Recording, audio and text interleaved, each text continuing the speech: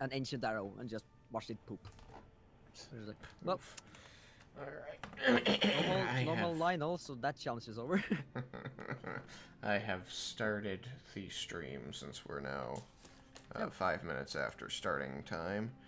Though I see that we are still missing Raiken and Yukikaze. Who said that he would start being... Stream hasn't popped What? up as online for me yet, so I have to wait. Oh, here's Raiken.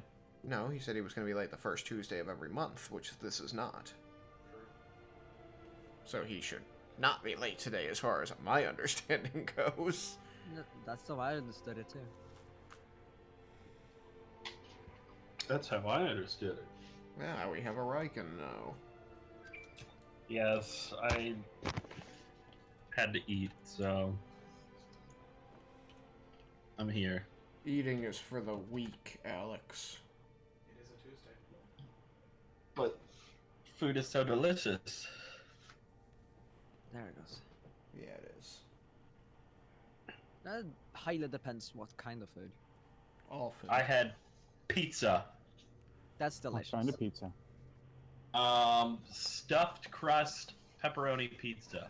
Oh, that sounds really okay. good.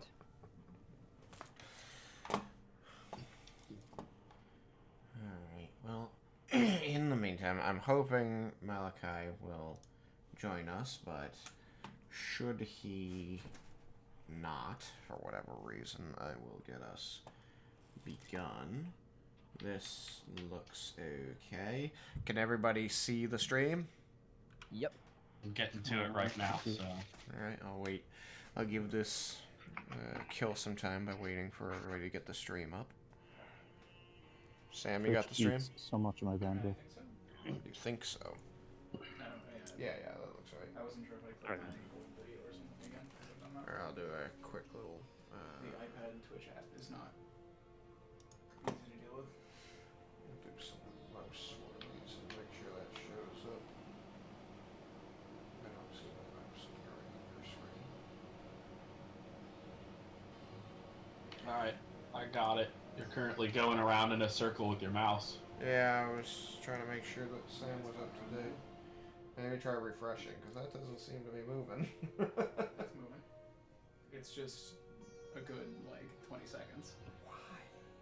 Everybody else is like 2 seconds. Yeah. That's weird. Mine over time It's always, gets mine over time gets worse and worse. I'm pretty sure mine has never been 2 seconds. It's always more. It's always been very late when we've been doing this. Mine's- That's Twitch. It's Usually over it's this. a few, So frustrating. like 4 or 5.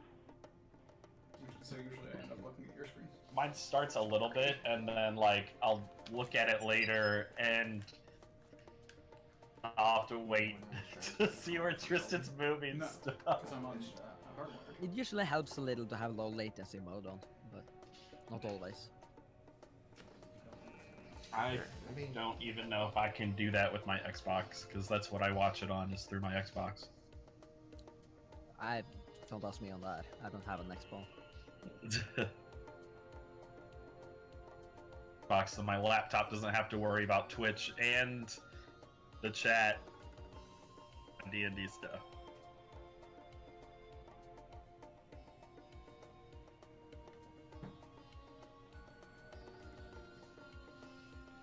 Yeah, I'm just trying to get everything up to date here, and Malachi still hasn't appeared, so I'm left to Still says assume... podcast for the category. Wait, I didn't change that? Not according to Ash.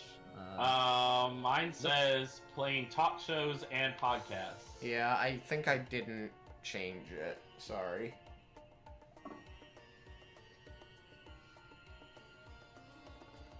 Oh well, it has the title up there. Yeah. Everybody loves Raiken, so I mean that's the And main it is still technically, like, it's not... I It's prefer like it a- had Dungeons and Dragons, but it is still technically a talk show also.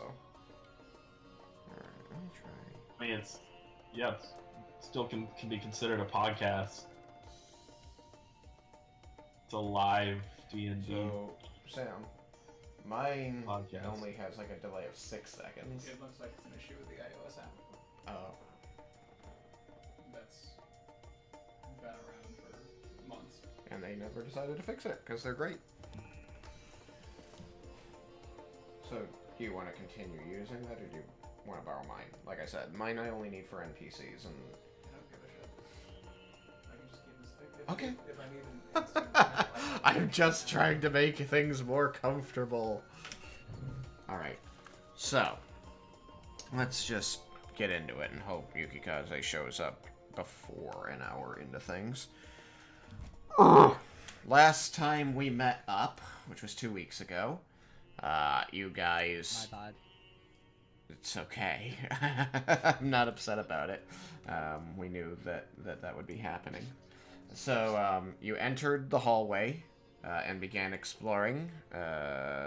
You transferred from a, open desert under sweltering sun into what looked like an ancient Egyptian tomb with depictions of pagan gods all over the place, and then triggered an Indiana Jones-style rolling boulder trap.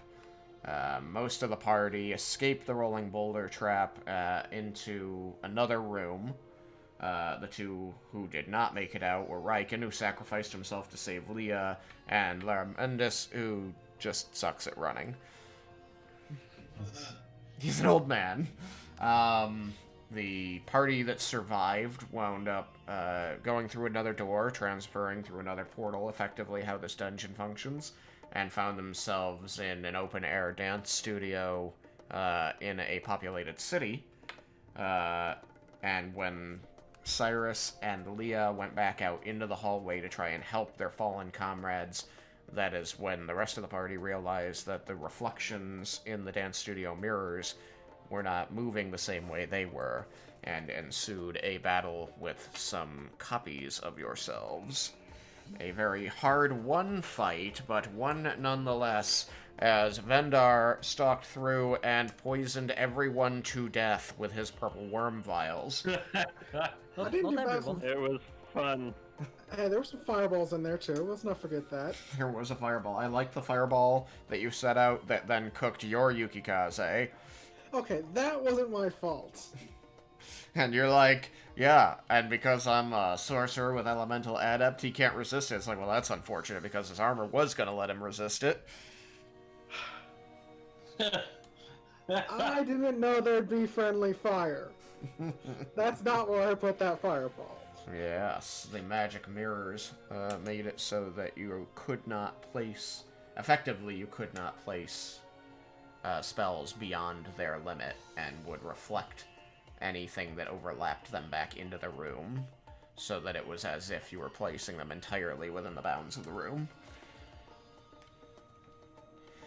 But you survived that fight, and that is where we left off at the end of the fight, where Cyrus went down, and Laramendis ran in, doing the Laramendis thing, run over to the person who's down, and teleport them to safety.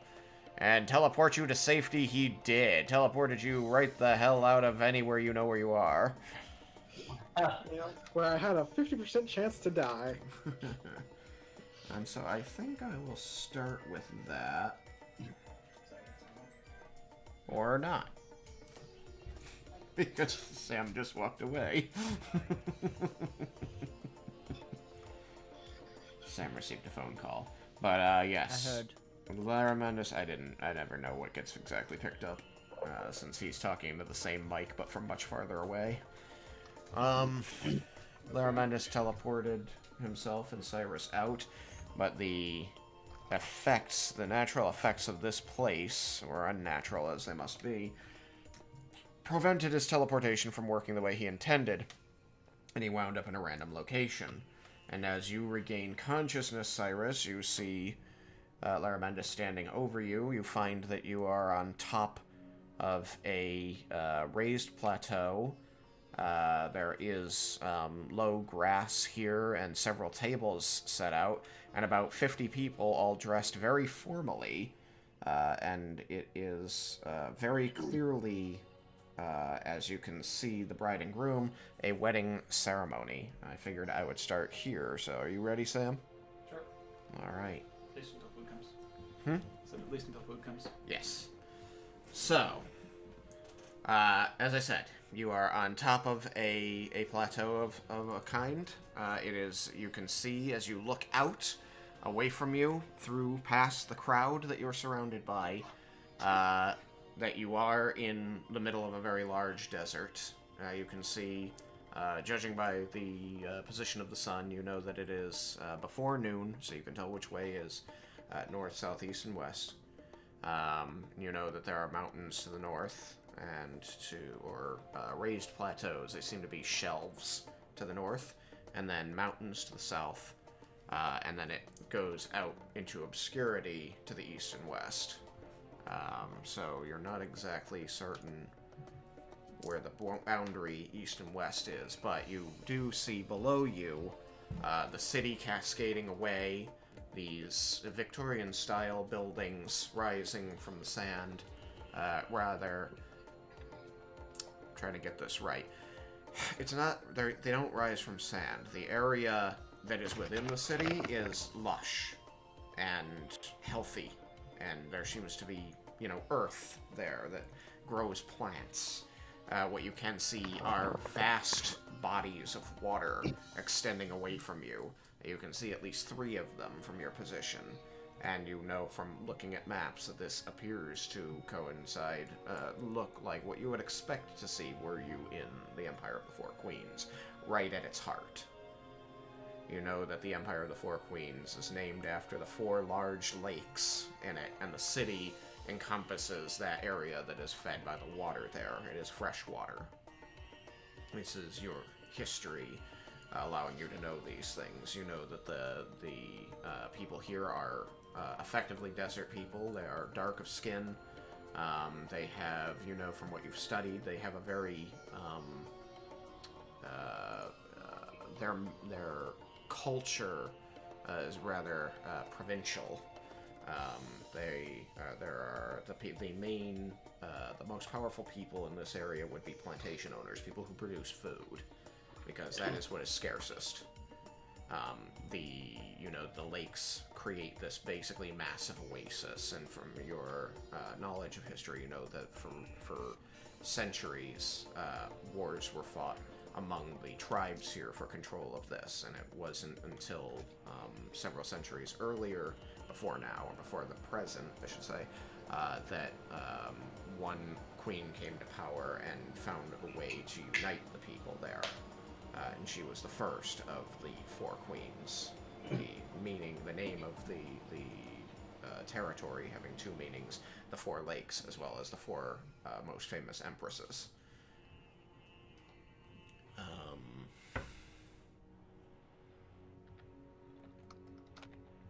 I don't know. You have any specific questions culturally that I'll allow you to ask anything that comes to mind, because your study of history and folk tales and folklore would allow you to know a lot of things. Do I have any way of gauging based on anything that I can see when exactly we might, or not when exactly, but when we might be? Do I think that this is pre the first queen? Do I think it is more recently? Given the layout of the city, given the mix of people around you, which you see includes Dragonborn, includes humans, half-elves. It's a pretty eclectic bunch. It includes gnomes. I would say that you're very well convinced it is, at very least, post the first queen. This area seems united.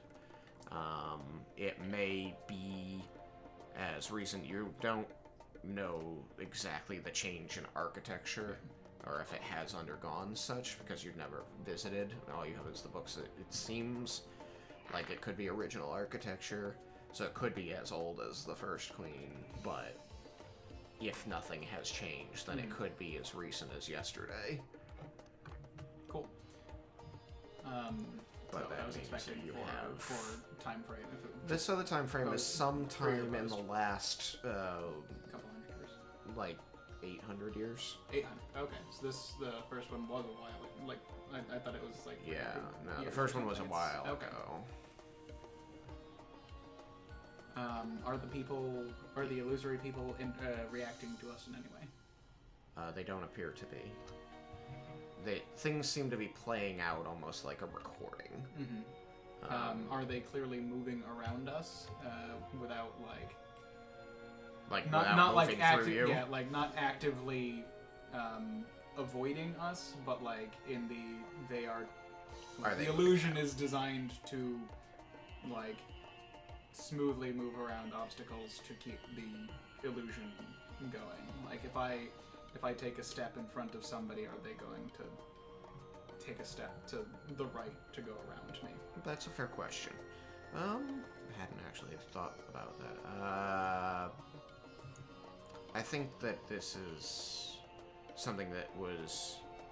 It appears to have been designed to be an exact replica of what happened, so people will pass straight through you. Okay. There isn't anything here to prevent an observer from realizing that it's an illusion. Like the first place you went to where you had an illusion, you could walk right through the wall, and you had to continue on, that kind of thing. It's that same kind of intangibility while still feeling almost real until somebody walks through you or you realize you're not baking in the sun. I'm tempted to try and believe a person and then shake them. There were no people in the first illusion you saw. So all of this explanation, or a lot of this, all the physical explanation, Cyrus, also applies to what you notice as you lay on the ground and look around yourself as you regain consciousness. You can see that even as the healing concludes, Laramendus is already focusing his mind on his surroundings and deliberating on what he's seeing. You feel very confident that the smoky tower that is Laramendus is thinking about things. So as I Just wake looks up coughing, intently smoking. So as I wake up coughing from the smoke inhalation, You're fine. Probably. Definitely. Almost. certainly. So everyone had I had asked for a roll call last time, and everyone had given me some kind of response, right? Yep. As I recall it, you had identified every voice. Mm-hmm. But nobody had made clear that they were in any way safe. No, they'd all just grunted at you. Excellent. So I will telepath at everyone, and I guess I will telepath and say, keep me apprised of the situation. You are out of combat turns as I ended initiative last session, so you may say as much as you like. I think we determined you have, 30 or so minutes left of your telepathy? Something like that. We'll call it 30. Cool. No. Trying to remember exactly. You might have. Let's call it 45. Okay. Because there was some deliberation, there was some exploration, but it was only 2 rooms worth. Cool. We'll call it 40.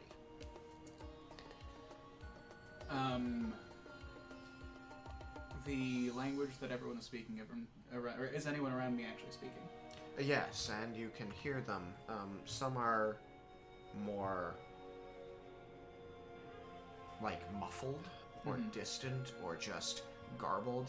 Some of it is definitely gibberish, meaning that whatever this is was probably created from the fallible memory of a human. So I am going to follow, Cyrus is on the ground. Did Cyrus get up? I'm getting up. Okay. I'm going to telepath, I guess, with the intent that Cyrus is the one hearing me, but I think Rarius is open channel. So Laramenda says, I'm going to follow the voices until they become more clear. I'm interested in who the source of this illusion might be, and I'm going to do so. Okay. Can someone tell me what happened? Last time I was some halfling prick stabbing with a dagger.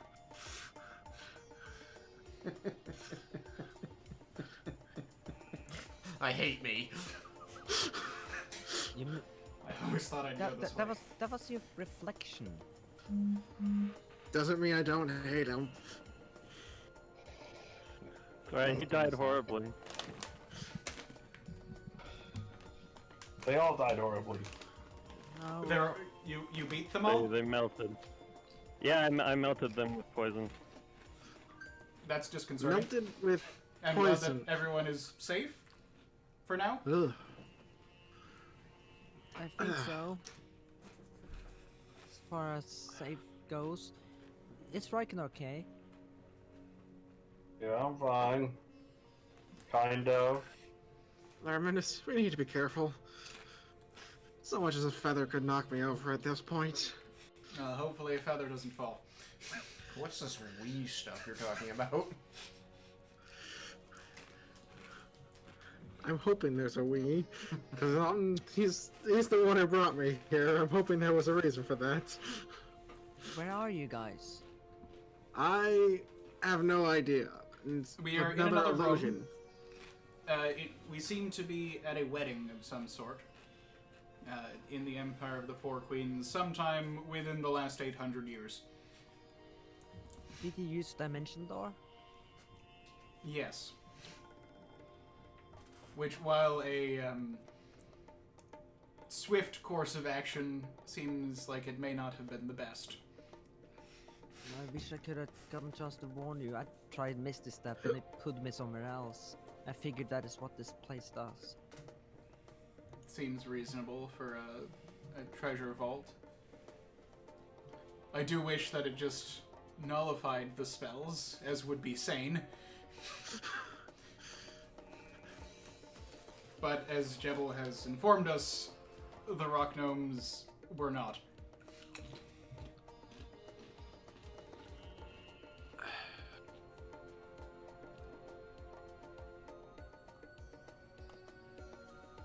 Do you think you will be able to find your way back? Ideally. We can only hope.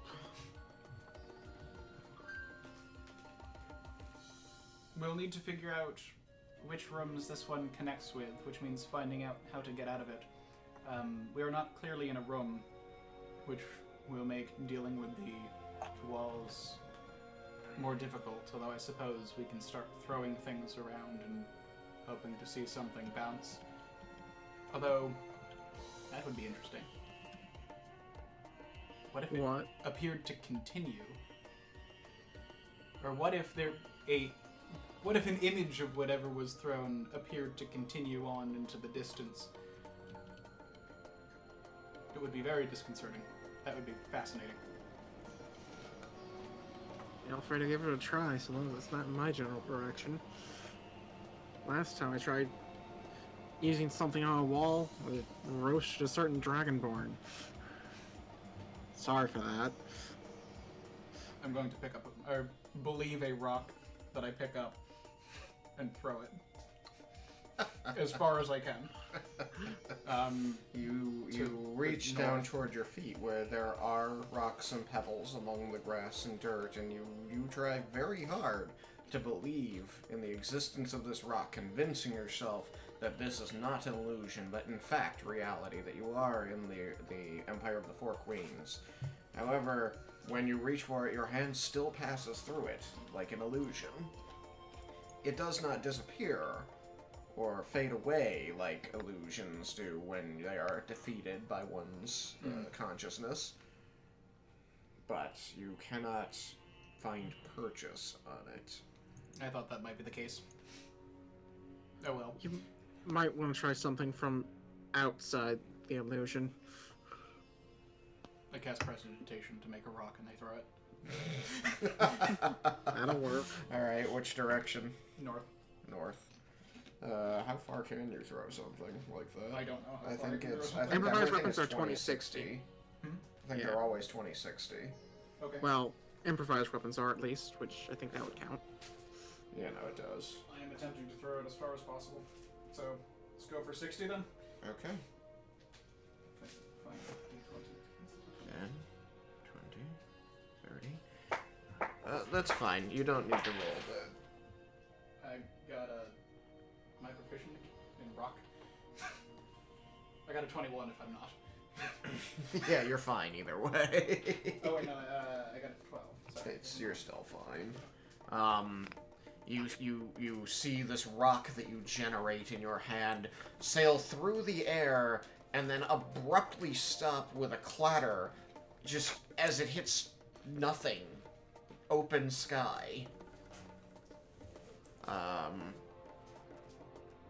Roughly 30 feet away. There's one wall. Nothing reacted in any way? No. This seems to be entirely a memory, and it seems entirely unaffectable. There are people still talking in gibberish and garbled common around you, passing through you, reaching for hors d'oeuvres and things of that nature. But you had declared that you wanted to try and move through and find the source of the memory. And you notice that as you move to the west here, that the speech becomes more and more like common until it finally becomes common. You can hear people whispering back and forth, oh, the bride looks beautiful, the groom is amazingly handsome, oh, I'm so happy for them. Normal wedding things, until you finally get up and you find that it comes to sort of a promontory, almost, where it's a slope, it slopes away to the southeast, but as you reach the top in the northwest, it almost falls away like a cliff-ish. It's more rough and steep. You wouldn't want to go tumbling down it, but the base seems not more than 100 feet below. It's sort of a raised plateau. It's large enough for this party, and it's relatively, as plateaus and buttes are, flat across the top with just a bit of sloping and before it kind of gently falls away to the southeast. And it is on this promontory that there are several people. First of all, the people you can easily identify as the bride and groom, who both appear to be women, approximately in their early 20s, I would say. One has very dark brown skin and curly brown hair. She is dressed as the bride in white. She has hazel eyes. And she is wearing gloves and has a veil. It seems that a platform has been created here so that she can wear heels without sinking into the ground. There are a number of people that appear to be clergy from temples, and you recognize the colors of both Cord and Melora. Okay. Just double checking that one, but Melora's forest or water? nature, yeah. She should be nature and the untamed sea. Yeah. That's what I was thinking, water. Yeah. Yeah, Cord and Melora. And you notice that there are colored accents on the bride and groom that match these as well. The groom, the one dressed in a suit, she has dark tanned skin, like Latina kind of tanned skin versus black. And she has sandy brown hair, fading away to blondish. It's possible that she's doing something to colorize her hair.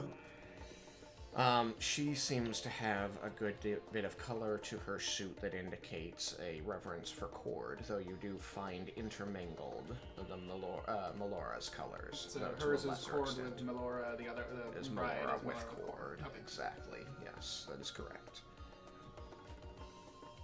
And the clerics, the clergy, members of the clergy there seem to be taking turns imparting blessings from each of the gods. They're receiving multiple blessings, and you're hearing phrases like, in the eyes of Cord, in the eyes of Melora, you stand as one single body, joined by your shared devotion to one another. and they let not the sun or the winds or the sand tear apart this union. May you have happiness for the rest of your days, is effectively the kind of sermon you're getting from the clerics. With, of course, the add-ins for each god, may you, protect nature and seek out life, and may you, find glory and share it with others. These references to the gods, of course, and they pledge to, through their actions and through their union, serve these gods as best they can. Sorry, this is a little loud. Just want to turn that down a little bit.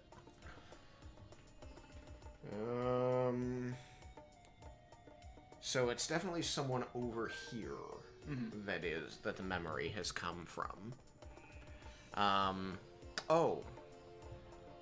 You do get names from this. As part of the sermon, they named the bride and groom.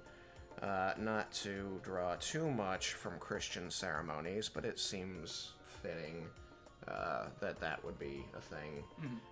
That they have somewhat of an exchange of promises, like vows. You learn that the dark-skinned woman is named Minuit Kuvara, and the tan-skinned woman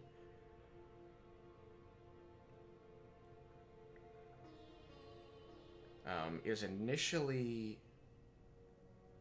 I don't want to handle this. You want to type me something? No. It doesn't need to be necessarily secret. I have a story about this, and I'm trying to think of how it would have been handled here. I hadn't put enough thought into the wedding itself. No, I think that I'll do it this way. So the dark-skinned woman, the name comes out as Minuit Kuvara, and the tan-skinned woman is named by the clergy of Cord as Victoria Somerset, champion of Cord. She is given all of her accolades as part of the ceremony, and of course she blushes and tries to tell them that none of that is necessary. People cheered, there's kissing, there's food. You can hear the whispers in the nearest rows. Most of it is positive. There's some, obvious envy in the group, and there's the whole, of course, there's people who are like, well, of course, somebody as important as the champion of Cord gets to find someone as beautiful as her, jealousy. But otherwise, everything seems quite happy. Both of the people getting married seem entirely pleased with what's going on. I would say this is a very good memory for whoever's the one sharing it. Who appears to probably have been one of the clergy, one of the women, or is there a wedding party up here anywhere nearby that it could have been, or is that...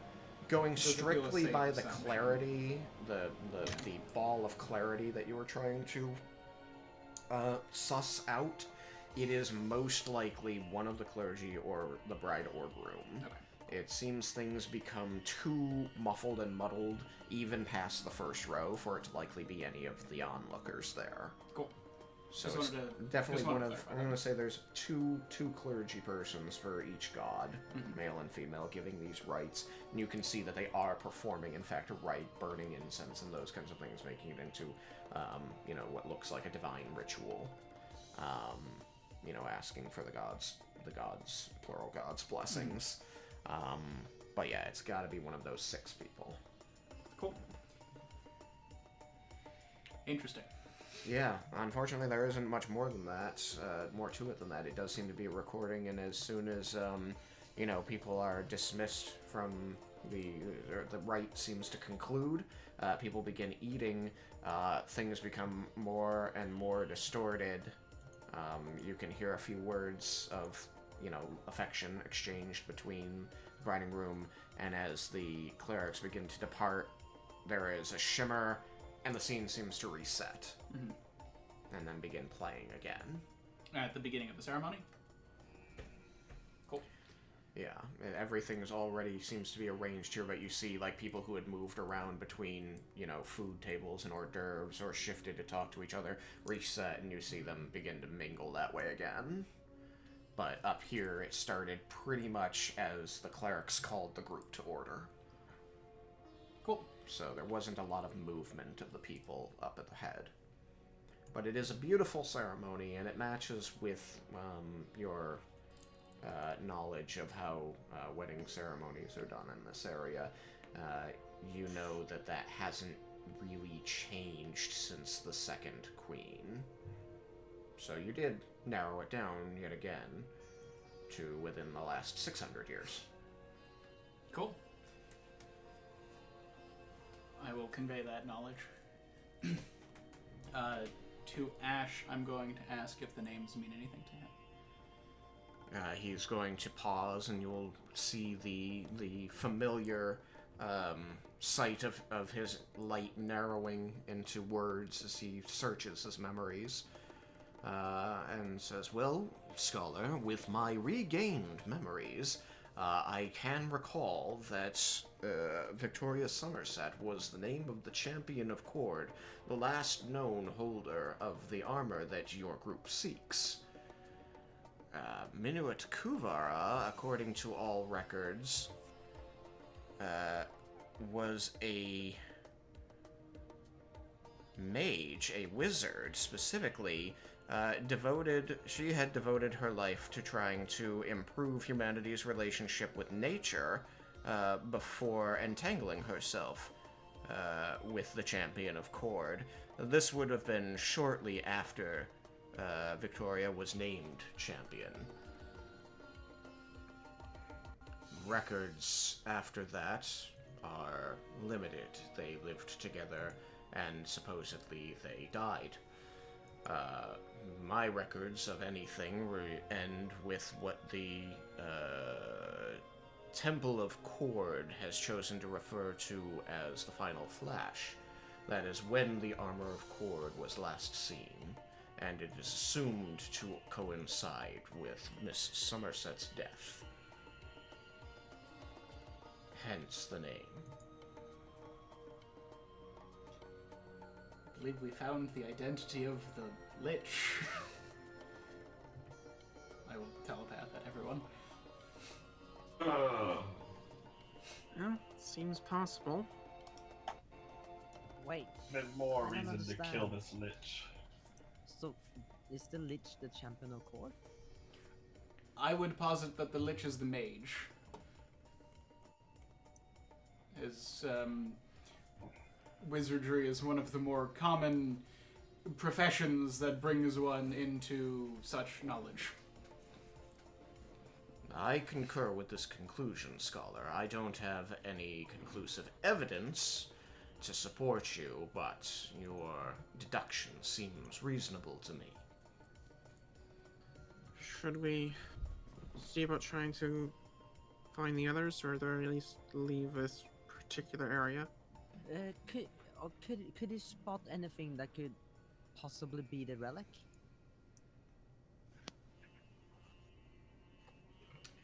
Roll it's your in here. perception. Both of us? Yes. I assume that you probably came over to be near me unless you were investigating something elsewhere. No, I would have been kind of walking around. It's like, can't stop moving. It's true. He is incredibly injured. You've never seen him look more deathly, and yet he's sprinting around. Youth. These boots suck. So take them off. I can't! Man, it does suck to be you. So my passive. Roll die. So my passive perception, you rolled less than a 10. I did indeed roll less than a 10. I rolled 2. Nice. It's less than 10. So my passive is a 14.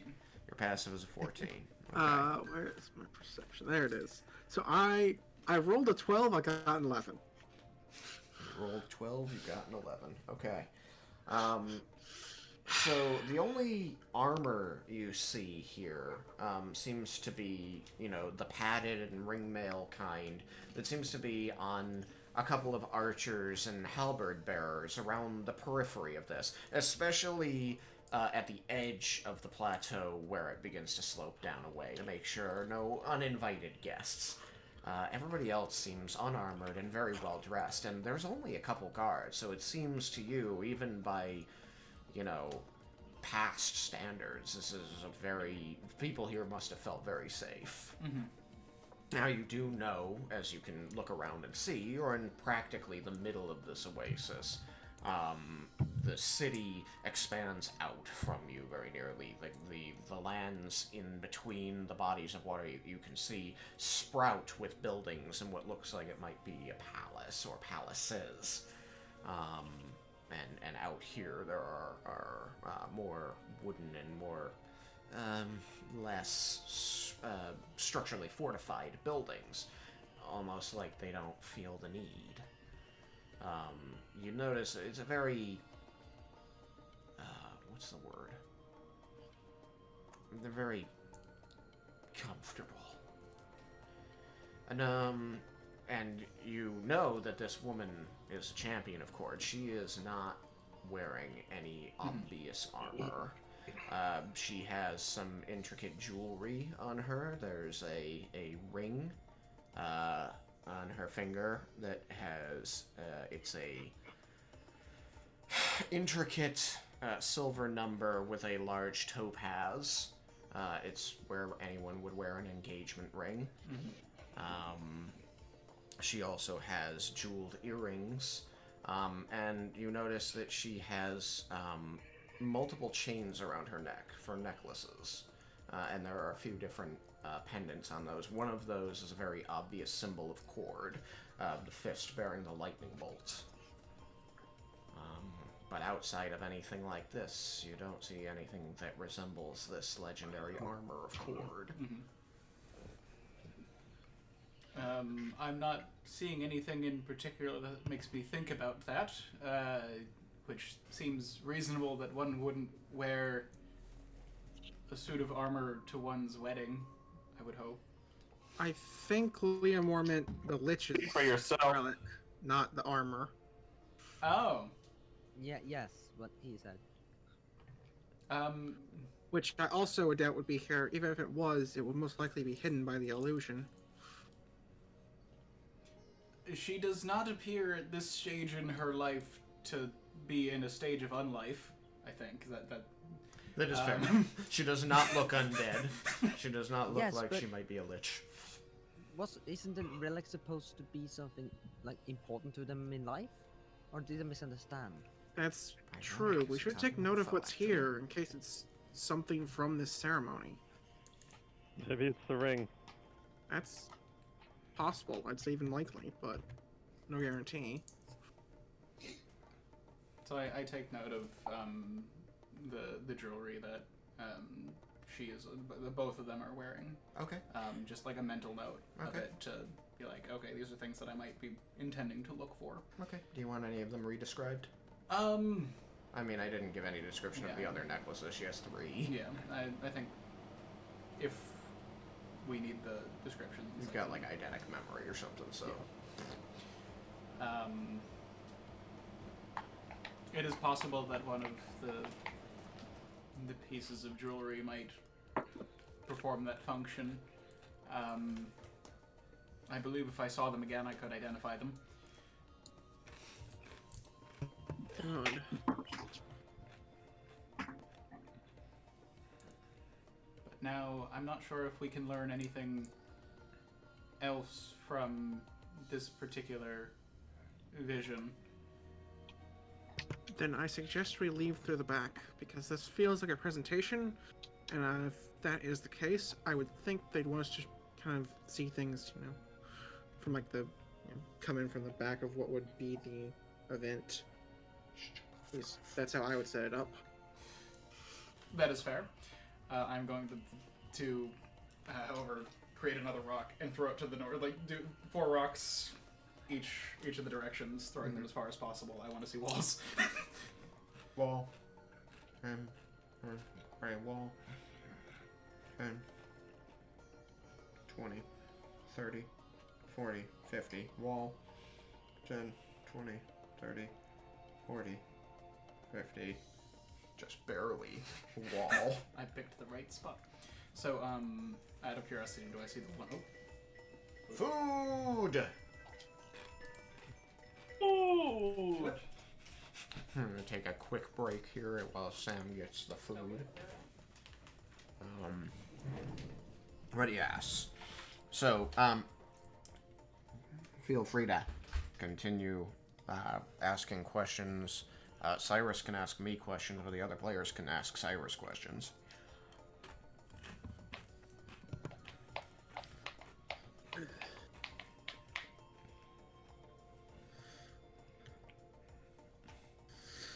Are any of the characters there?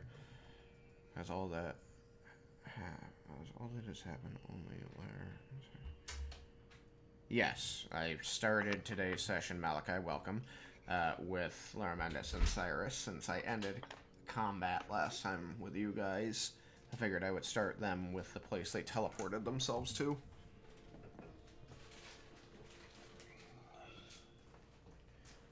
When did you come in? You can unmute yourself, Mal. When did you come in? What did you hear? Just now. I've been sleeping since I got out of work at 4:30, so I'm feeling well. Well, you said that you would only be an hour late on the first Tuesday, so I was expecting you on time today. I was surprised you didn't message me. How you feel? I'm just alright now, but still feel like just meh, you know? Okay. Well, so the combat ended. We'll catch you up real quick. Combat ended as Laramendis and Cyrus disappeared. Okay, thank you. As Laramendis and Cyrus disappeared, and then shortly after the combat ended, you started receiving telepathic communications from Laramendis, indicating that he'd managed to save Cyrus from dying and that he was at a wedding.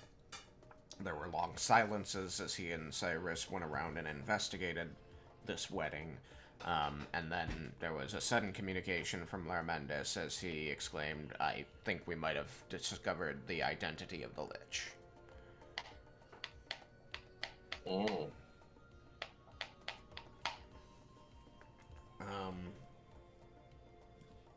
Cyrus, would you have described what you saw at the wedding to the rest of the party, or were you just taking it in? I would have described it. It's important to get this information to anyone who thinks they can use it. Okay, so you know from the telepathic communications that you're all still linked to, that Laramendis and Cyrus appeared to be attending a wedding between an adherent of Cord and an adherent of Melara, Melara being the goddess of nature and the untamed ocean.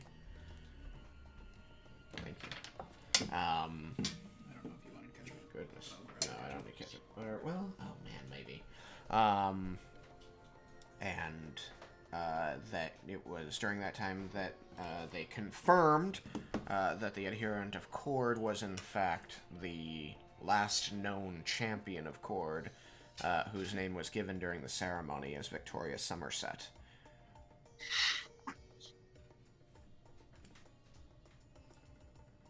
You know that Raiken has been referring to her as Bicky of the Queens, since he learned about her from the Temple of Cord. You recall that, right, Raiken? Yep. Apparently she wasn't her real name. You don't say. Kristen lied to me. I mean, maybe. Vicky and Victoria aren't too different. Thank you. Those are pretty different. Are they? I mean, Bicky compared to Vicky be more than Bicky. B. It makes sense if you don't think about it. No. If you have to not think about it for it to make sense, then it doesn't make sense. I was joking. It actually makes sense if you do think about it, but that's fine. Any event, I wonder why the name is different.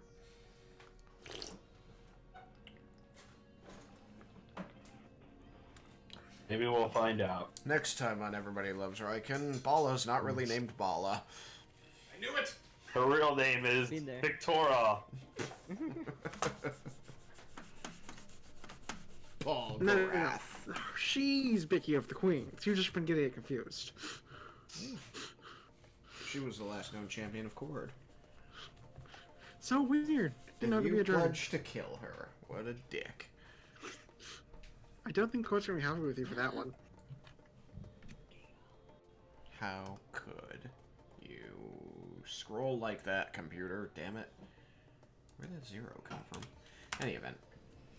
Sam's almost ready. Thank you. I figured that you would be doing stuff with them while I was Yes. moving about. No, I am doing stuff with them. I'm just trying to see where I can segue us back into gameplay. Okay. So, I think that's approximately all the information that was shared. Do you agree, Cyrus? Sounds about right. Okay. So, Well, one other thing. Okay. There's been an idea thrown around that possibly either the wedding ring or some other really from this obviously important memory might be the Lich's relic they need to reincarnate, or whatever it is we've been calling it. You're looking for the relic that will reincarnate this Lich. Yeah. Okay. I'm just, No, it's fine. I was just translating for my own understanding. well, I'm just trying to tell Kikazi that that's like one of the theories that's been thrown out while he was gone.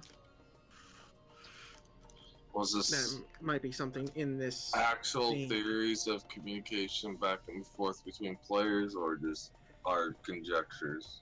Yeah, no, it was actual Okay. chat. Yeah, basically all the chatting right now has been in character through the telepathic link. And so, if you have questions, Malachi, as Yukikaze, now is a good time to ask them, because you literally just have to think them, and somebody who's right there in the illusion can answer them for you. So it'd be kind of screwed if somebody would naturally thinks fast, right? No, I mean, telepathic communication is literally sending them your thoughts, so they're understood. They're translated automatically just by the fact that you're both thinking. Hmm. Just ask questions if you have them. Kind of groggy still. I got the gist of what's going on, so I don't have any questions at the moment. Yeah.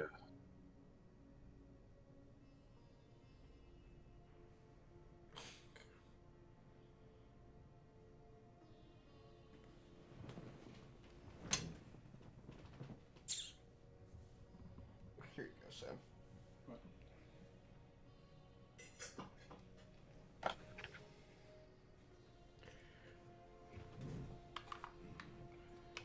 So, no questions to ask? Yes questions to ask? I guess not. I mean, I don't. Do you have any I can't- questions for me, Cyrus? I can't think of any. Okay. Should we meet up? I feel like I should have some, but I can't think of any, which annoys me. Okay. Well, if they come to you later, just know that you'll be asking them in hindsight. Alright. That's fine. You don't have to apologize. Get it? It's JoJo's. It's JoJo's. Anyway. So, that being said, Jebel did ask. yes, Jebel asked if you should meet up, yes? Yeah. We should, but we still need to find our way out of here. And out of character, waiting for Sam to stop eating or whatever he's doing. Gesundheit. Right, Thanks. so, you found out where the walls are, Um, and you recommended going down the hill. so, my question for you, the one that I threw to the south, Yep. Did I see it hit a wall? Does the illusion extend to the wall, or did I see it just continue on?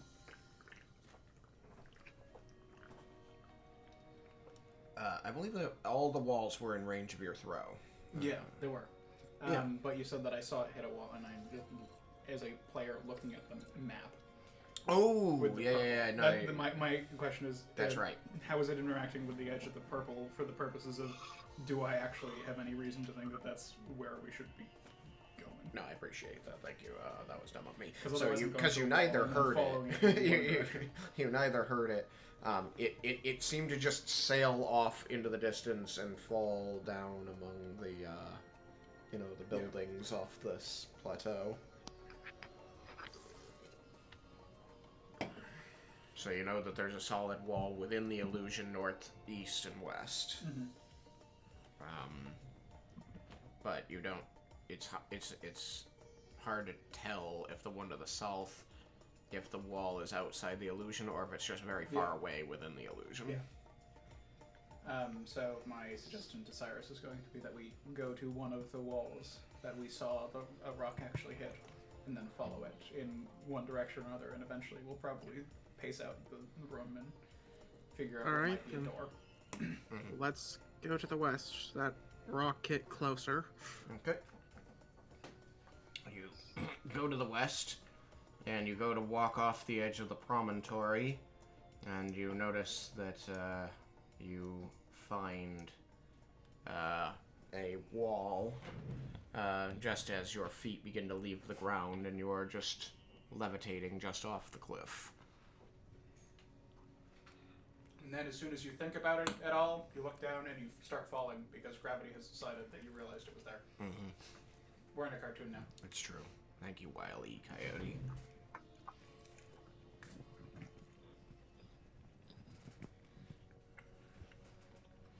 Alright, so we know there's a wall the other direction. Do you want to go wall way or no wall way? It seems likely that there will be a door on a wall, so I would prefer to feel the walls that we can. Makes sense. Let's do it. Alright. So you begin heading north. And you meet... you find a corner. And then you begin heading east, I assume. Yeah. And you find another corner. You have not felt anything strange, door-like through the wall. You can feel that there is like a... the wall is stone, and there's something like a molding at the bottom, and every here and there, there's like a jutted out portion, maybe like a column or a fixture of some kind, something to give the room a little character. Okay. Perhaps structural support. And then you turn south, I take it? Yep. And, you move and move and move and move. And then suddenly you stumble through the edge of the, illusion, feeling that familiar queasy shifting as you're teleported. And you find yourself... After you. You find yourself back in familiar surroundings, recognizing the unaffected temple. And you can see a couple of torches lit along this southern wall, illuminating the area outside of the purple wall. You can see behind you is the purple wall. A fixture that you have not seen while you were inside the purple zone. Well, Alright. Do I recognize this room from when we saw it earlier. Did you saw it earlier? I remember Kubriel came It was the here. one on the left. Like we did go into the Actually, I don't know if we went into them. I think we did, but I know we didn't go into the purple. I know we sent Kubriel to the I purple. think if anybody went in this room other than Kubriel, I think it was Vendar. Yeah. Alright. Vendar was the only one who actually made it that far, I think, other than Kubriel. Then I guess I'll just wait until we eventually wander out through the door and then recognize the hallway. Indeed. Hopefully. So, yes, the answer to your question then, Cyrus, is no, you don't seem to recognize this particular layout of room, door, and purple wall. Then I guess I'll say somewhat optimistically. Well, I don't know, optimistic is the right word, but I'll say, what are the chances that we're on the far side of the wall and not the side we were already on earlier today?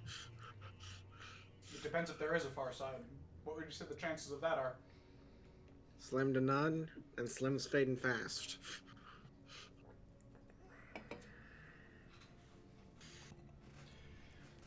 I will telepath to everyone to be clear. We have left the illusory zone. We can see the purple wall that we had been able to see when we were in the vault proper. Sorry, I should move this up since now you are capable of seeing it. And this comes through Claire, right? Even though there are sides to the purple. Unless you are on a different plane of existence to me. Okay. Yeah, this seems to come through clearly, just like when Kubriel went through into the purple and reported back what she saw. Was I in that session? No, you weren't. Sorry. Rory's Because I couldn't telepathic Fair point. is becoming one of the most useful spells in this dungeon. Raries? Yeah. Yeah, Raries was definitely a good idea. Go, you Counterspell is go. a good idea, but then I never got the chance to use it.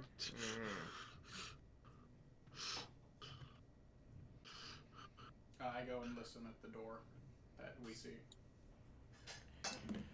Okay, you find that the door is ajar. It is a double door, and you see that it is cracked wide enough for a tiger to pass through. That is a weirdly specific measurement. Tiger shoulders are a universally used unit of measurement. At least at the university.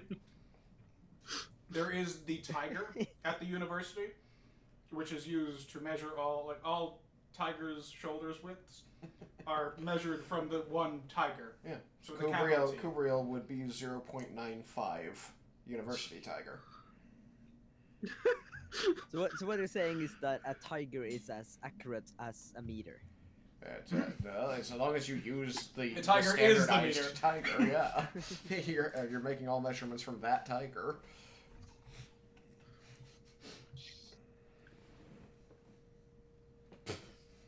It's canon now. It is. I made something canon with a dumb joke. Yay! Or at least To be don't. fair, it was that one weird guy in the library who established the standard measure. Very few people speak with that person, but I'm familiar with them. It's mostly because when people speak to him, he grits his teeth at them and they get scared that he's going to rip their arms off. It's true. What's his name? No one's ever seen him do it. No one's ever seen him do it, but everyone has stories. They know a guy who knows a guy whose arms were ripped off. Okay, so this is a bit of a far shot, I assume, but was he a tiger? The librarian? No, he was an orangutan. I would have gone the Spaxy route personally, but that's just me. Discworld. Anyhow. Oh, right, yeah. The university's library is in L space. Yeah. I mean, that's how he got here. So I'm going to still listen at the open front door to see if there's Perception the roll. sounds of any shuffling or anything of the like there. Sweet. That's a 20. Wait. Maybe 20. It is a 21. With your 21, you listen at the door, and you hear nothing untoward. In fact, things seem deathly quiet beyond this door.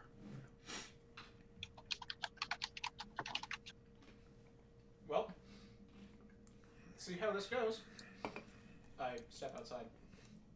Woof. And I assume you follow Cyrus? Yes. While walking in small circles behind him so that he's still out front.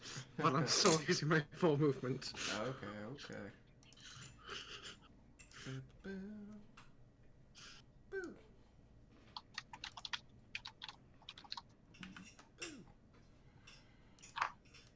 You see yourselves. In a For a dance different studio. time. Not again! Not again! Alright. You see a doorway to your right as you exit, and to the left you see a T intersection with a door. It looks familiar.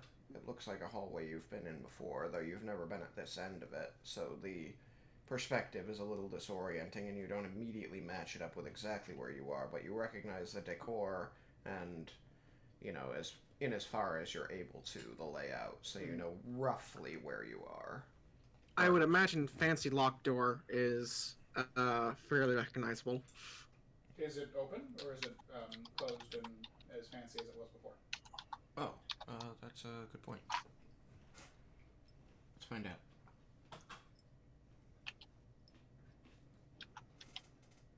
Where did my D? Oh, there it is.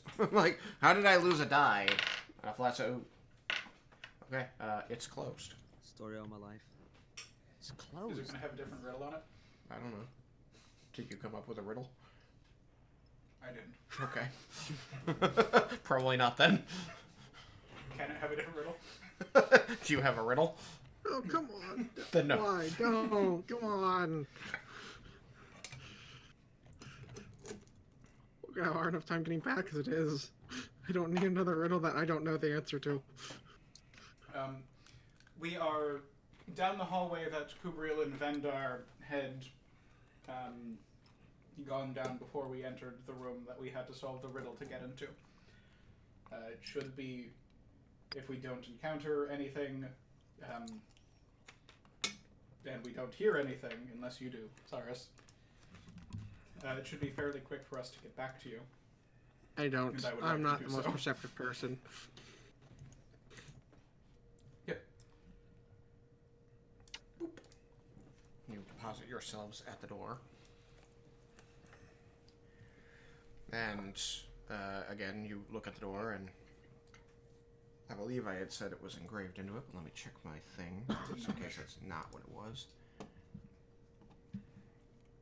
You remember which things he pulled, right? Because I can't read Gnomish. Right, that's right. So, I do remember what he pulled. Do you read Gnomish right now? If you could make sure that this is the same text that was read to us in the first place, I turn to Ash. That would be lovely. Ash floats down and peers at the lock, on which it seems to be engraved into the metal. It came before my father before me, and it follows shortly after here too. It seems to be the same text, scholar. Excellent. I answer it. There are 4 slider things that allow you to choose digits and dwarven characters. What do you make it say? I mean, 4. Okay. Larmendus remembers what it looked like. It's fun having an eidetic memory. It's true. Away you go.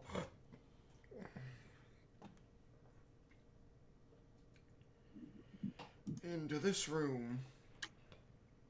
Oh, look. There's Larmendus. Wait. That's not right. This is the wrong room. Into... I grabbed the wrong number. Sorry. Give me Lair and... Cyrus. There he is. Boop, boop. There we go. Lair and Cyrus. So, you're going to just move back through the illusion as you were called to the party. Yes. I want to go through. I want to try and go through the door into the hut or Okay. like the cabin or whatever, because I mean, it's just that a wall. I know. I'm gonna roll history Mm-hmm. because I want to go through the. That was bad. It's a 14 to try and go through the door. Not that it actually matters. No, it doesn't matter. But you managed to go through the door. Cyrus doesn't. He comes barging through a wall. All right. So. Oh yeah, that reminds me. Mm-hmm. I meant to ask, is it still super bad for me passing through these things, or was it just that one portal specifically? I mean, you've had to walk down a hallway and got here. Both of you make a Constitution saving throw.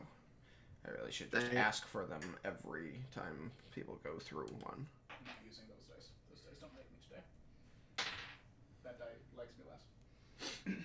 What'd you get? Okay, 5.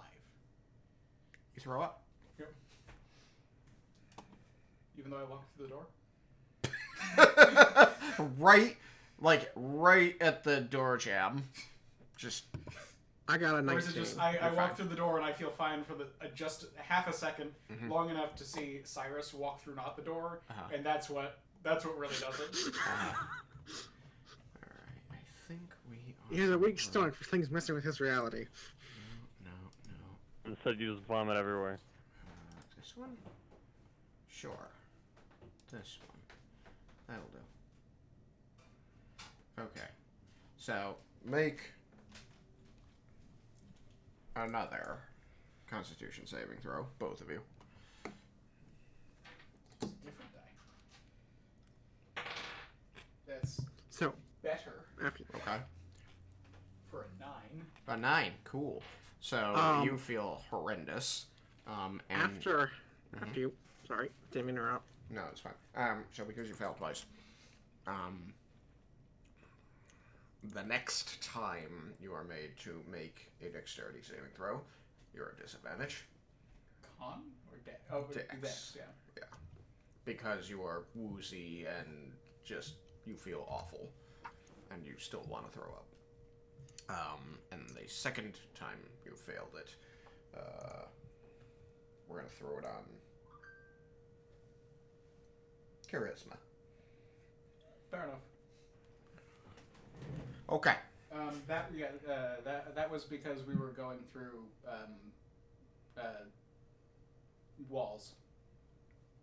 Yukikaze. That's why we were rolling those.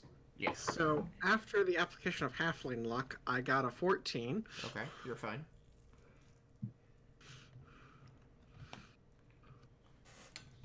And you make it back to this hallway. The rest of the group, I want to know. There was the room with the mirrors, which is 42. Here we go. So this is the arrangement of the party that was still here. When your friend disappeared and began feeding you information on this wedding, what would you have done? How would you have arranged yourself? Would you have stayed in this room where it's seeming... I would want to go out and find Raiken. I would have gone out. I would have left the room anyway. Okay. Out of the room. Yeah, we would have regrouped at least. Okay. So the four of you, Yukikaze, Leah, Jebel, and Vendar, all please make Constitution saving throws. We would have been resting after that fight too.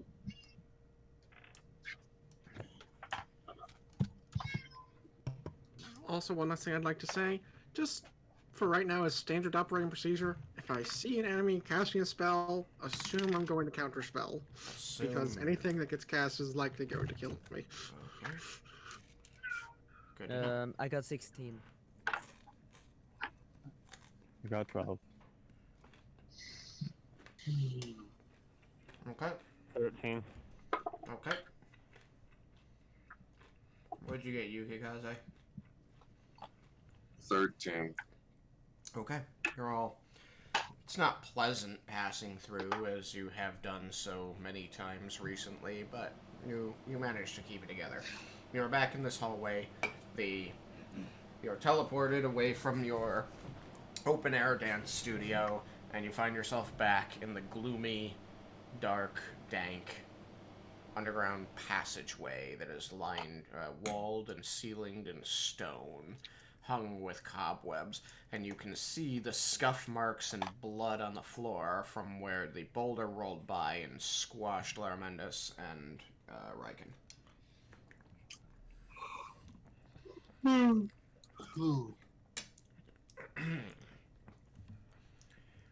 And as you are waiting here, your friends reappear through the door and approach you. You're reunited. I'm alive, barely. And it feels so nauseating. Feeling is mutual. I'm very hurt. This thing only has one charge left I can use safely. Because of the identify spell that Laramendus used on the wand, you know that using the last charge will not damage it. Oh, I thought you... Okay, I guess I misremembered. Are we all here? 1, 2, 3, 4, 5, 6, 7. Yes. I'm going to cast.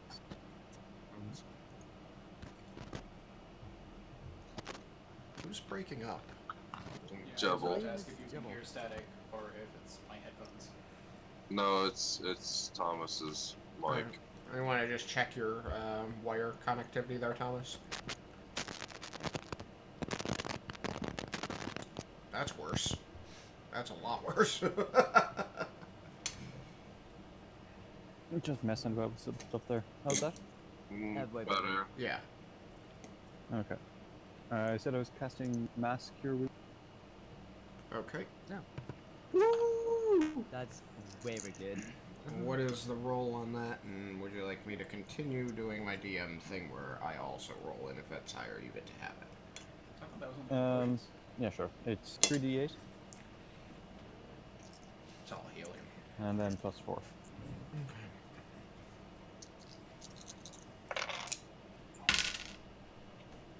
You probably got higher.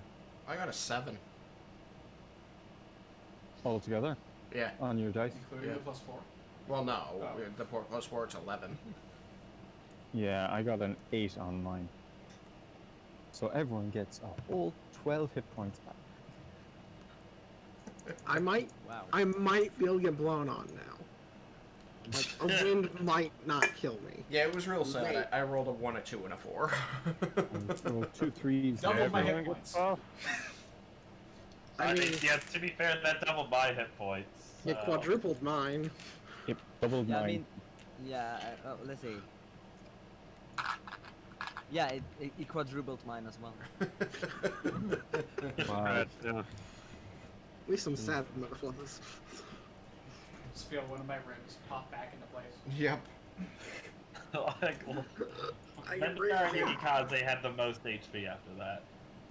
I think Vindar had the most because he didn't get hit because sneaky. Yeah, but Yukikaze had the next most. Everyone else was in single digits. Yeah, because everyone I else was- went down. I actually didn't fall, but I was very, very, very close to. Consider yourself lucky, then.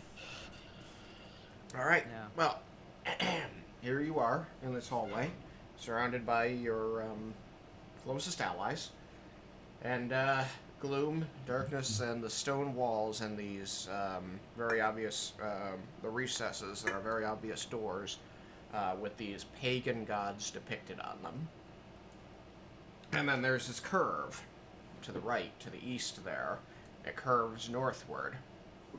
And again, you can see the scraping on the walls from where this boulder rolled by earlier.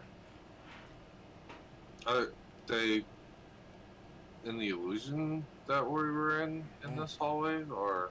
Yep. Okay.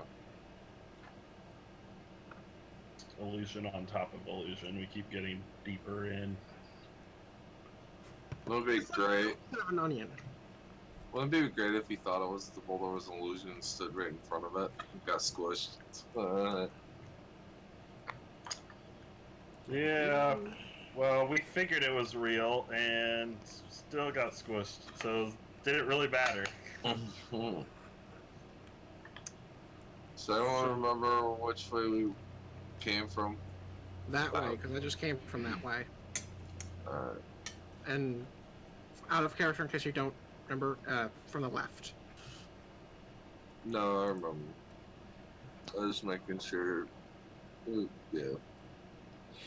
So, Are we pressing on? What are we doing, guys? I'm curious about these doors. The but I small have a question ones? for Tristan. Since I yeah, you're out of know, luck.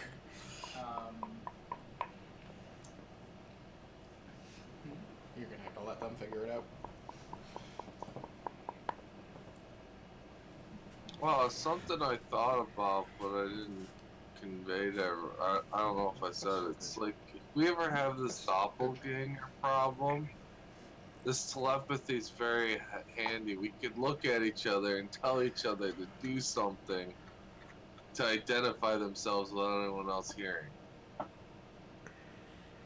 It's a handy trick I thought of. Everything happens. I so hate to quick. break it to you. Right now, if we run into another set of doppelgangers, we are all going to die.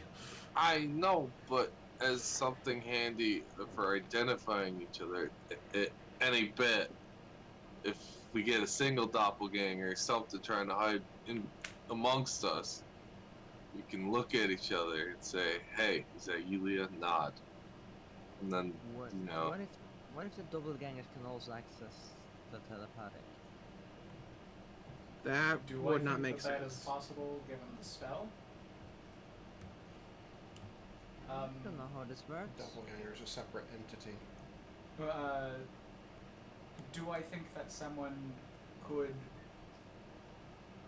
eavesdrop on the telepathic bomb? I mean, If they were a powerful enough enchanter. Or possibly divination. Yeah. There's probably a better one. Divination. Well, that was just a thought, and I just wanted to convey that in case we run into something hairy like that before again. Yeah, Tristan, to clarify, my question was in character. I was answering Sam, who was Yeah, asking me. telepathy is an evocation spell?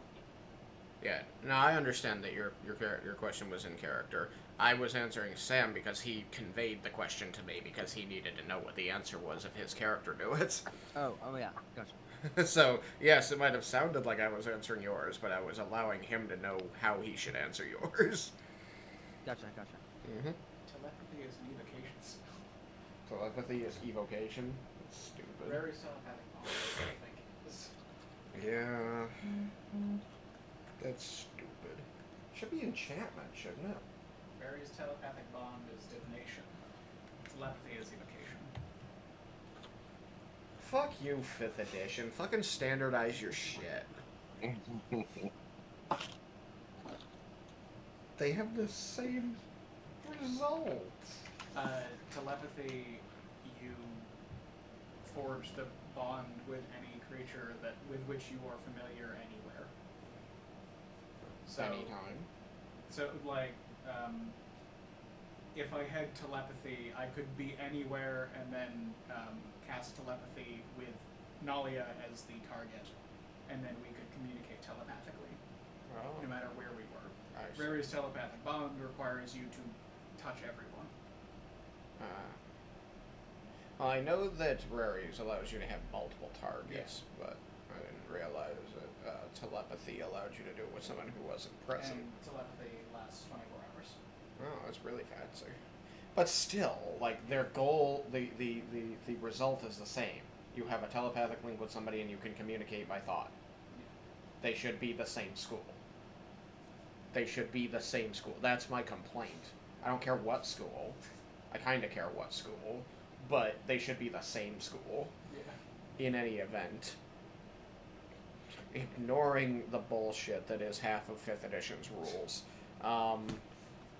here you are. You have a telepathic bond that's going to last you another 25 minutes. It is theoretically possible that a sufficiently powerful caster might be able to eavesdrop on us. But They may not need to be powerful. What if they just cast Detect Thoughts? That's not particularly a hard spell. But that's if they catch on. But anyways, so we are going through doors. This way I would just anyways. I would like to hear the end of what Laramis was saying.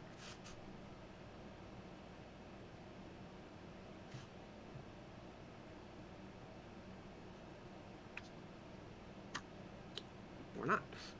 I'm reading the spell so that because I mean I can roll Arcana to see if I know the description of a second level spell if you would like me to, Tristan. Ferraris? Detect thoughts. Or detect thoughts? I can roll. I can roll Arcana. Roll for the second Arcana, level spell. yeah. Just roll Arcana real quick, because it's not your school. That is a 13. I mean, you can give them the gist. I would leave off details. Yeah. I would fill in the details. I know the spell. Do you have it prepared right now, Sam? Do you have that? No, he was asking if as detect thoughts as a means of eavesdropping on the telepathic bond. Right. Yeah. I don't have the spell, Okay. which is why I was rolling Arcana. He says he does. Okay. Cyrus says So he does. Sam does not know the description of the spell, Okay, you may read it. which is why I'm reading it. Help me out here.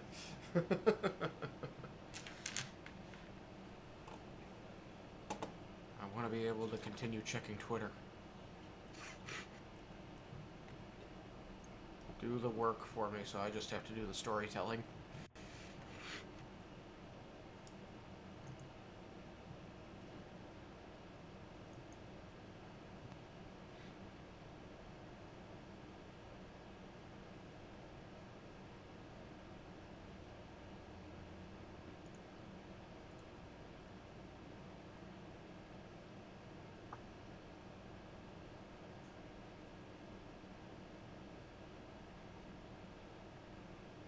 Detect thought seems reasonable to me as a means of getting around it, but I'm not sure if a cursory glance at the thoughts of someone would transmit the anything being communicated to them telepathically, or if you could only pick up on what they were sending. Well, perhaps we could test it at a later date. I would like nothing more than to be in a situation where we could test this. Well, I know how to cast Detect Thoughts. I mean, I'm not sure if this is something that we should expend the resources to test. Yeah, now. not And here. therefore, Different day, if we live. Therefore, I would like nothing more than to be in the situation where we can test it, because it means we are out of this hellhole. Understood.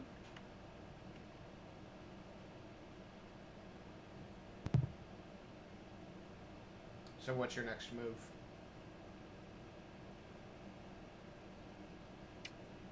That is a very good question. I personally think we should maybe try and find a spot to hold up and catch our breath.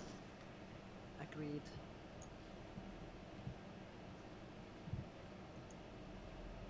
Yes, I'm sure that would There be are not easy. many options around that. There is the room that the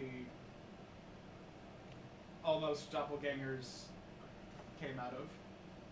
That's a good There are option. the other doors here, which might not be in a place that things will come out of mirrors and attack people.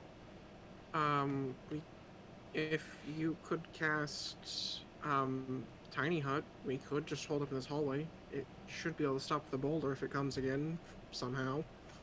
Correct? That would be reasonable if I still had my spellbook. Oh, I don't know if I was aware of this in character, but out of character, I'd forgotten that you didn't have that. I don't think anyone knew this in character. Maybe you. Yukikaze might have been able to deduce it. I remember specifically said he doesn't know shit about magic and wasn't paying attention to anything you talked about. And the only thing I said to Nalia was, attune the book. Yeah. And I gave her the book that he has seen me, like, refer to, but that is not necessarily my spell book. Right. I was unaware that you did not have your spell book, so I sent it away to Nalia for safekeeping. am I to understand you need that for rituals at the very least? Out of character, I don't remember what all wizards actually need the spell book for. He needs it for rituals. Rituals and changing my spell list. Without it, he can't cast rituals and he can't change his spell list after a long rest. Alright. Which is why I do not have remove curse. Okay, I don't understand much of this, but it means you can't cast Lima's Tiny Hut now? That is correct. Okay. Could do Wall of Stone, however, then we have to beat our way out of a Wall of Stone, because it becomes permanent after 10 minutes. We also, like, just did a long rest, so... Yeah, we can't really do another long one. I'm not saying long, I'm saying short, because I just need hit points. If we were in a room sufficiently large enough, we could use the magic item that we found to create the cabin. Right, the cabin. I forgot about the cabin. Who's holding that, by the way? I think you are. Yeah. Alright, because I can't remember. That does have the benefit of, since it is a magic item, I'm fairly confident that it couldn't be dispelled in the same way that Lehman's tiny hut can be. That's a fair point.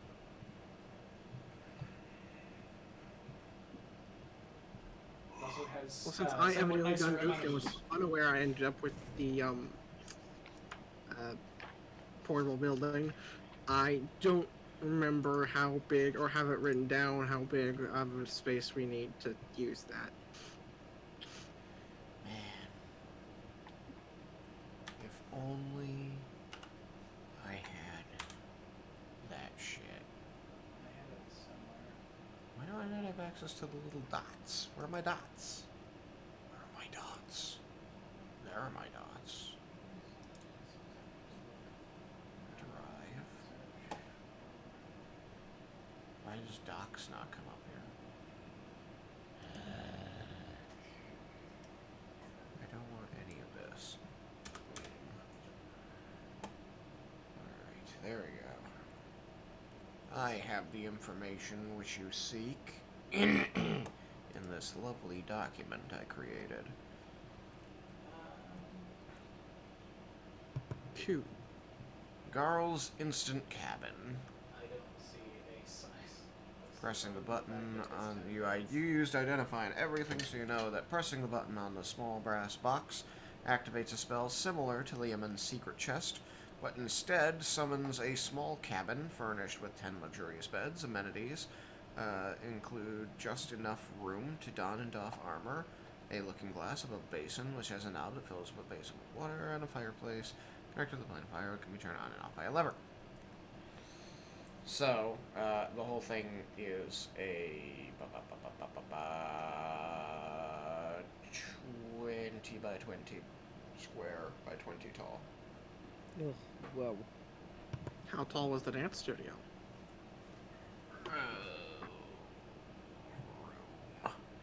Need my correct Excel sheet here. Yeah, bug. Get out of here. Dance studios up here. 5, 10, 15, 20.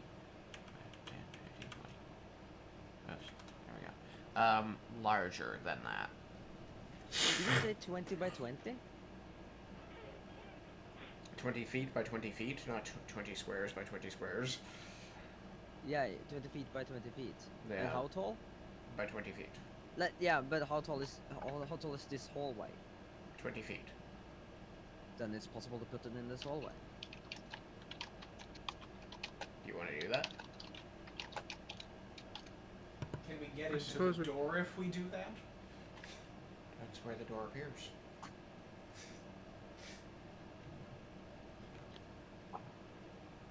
Do we know if we can use it more than once? Like, is there any way to shove the instant cabin back into the box? Is it X times per day? Is it once per day? Is it? 'Cause I Once. assume it recharges in the same way that Once a day. it can be used once a day. It takes around 24 hours for the magic to be pulled back into the box, or for ambient magic to be pulled back into the box that it may be summoned once more.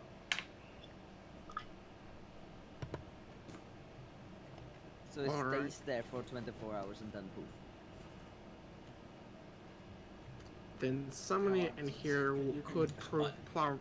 problematic. You can remove it at will. Ah, Very well, by Okay. pushing the button again. But once it is gone, there will not be sufficient magic to pull it back until it has been able to absorb that.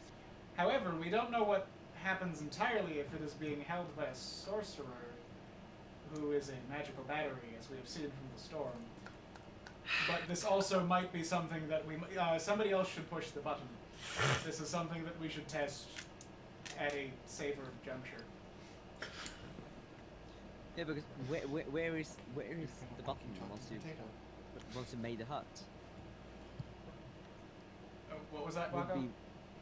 be like where is the button once you press it? Do you still have the box, or does the box turn into the hut? Oh no, the box summons it from Oh, okay, the so you astral still have from the box. someplace in the astral plane.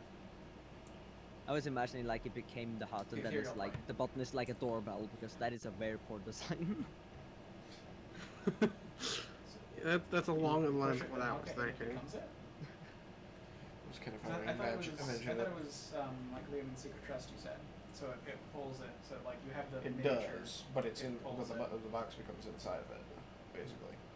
Is it the instant fortress or is it Liam's secret chest?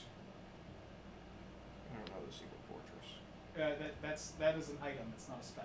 Secret or the instant fortress is you have a box, you put it down, say the command word and run, like 50 feet that way, and suddenly there is a fortress made of adamantine there. Huh. I didn't realize that item existed. Mine Oh, functions more like it than I realized. I was thinking like the capsules from Dragon Ball. Yeah, That does that's not what help I me. think it sounds like too. Same.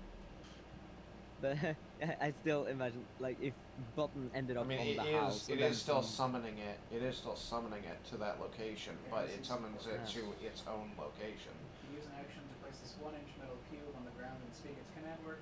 Yeah. The cube rapidly grows into a fortress that remains until you use an action to speak the command word that dismisses it, Yeah. which works only if the fortress is empty. Sure. The fortress is a square tower 20 feet on a side and 30 feet high, with Sure. arrow slits on all sides and a battlement atop it. I mean, this is one of those things where you're just going to have to see how it works, because identifying it just tells you how the spell works. So you know that the spell summons it, like Liamon's chest, and you know that you can put it back in the box. The how, you're just going to have to explore. Okay.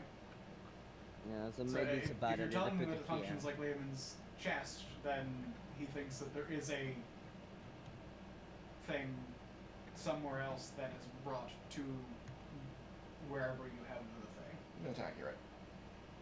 Okay. So, since we don't I don't know what entirely was the know confusion. how this thing works, it might be best to try using it for the first time in a place where we can actually get around the outside of it rather than filling Yeah. up the entire hallway. Also, I'm not sure how structurally sound it is if it is crushed by an entire boulder. That too. So instead of dwell here, so we find out what's behind any of these doors, so move on. I do not want to go back into the dance room. I That don't want makes to two back of anymore. us. Three of us. Well, then we'll need to figure Team out how Short's to in open agreement. them.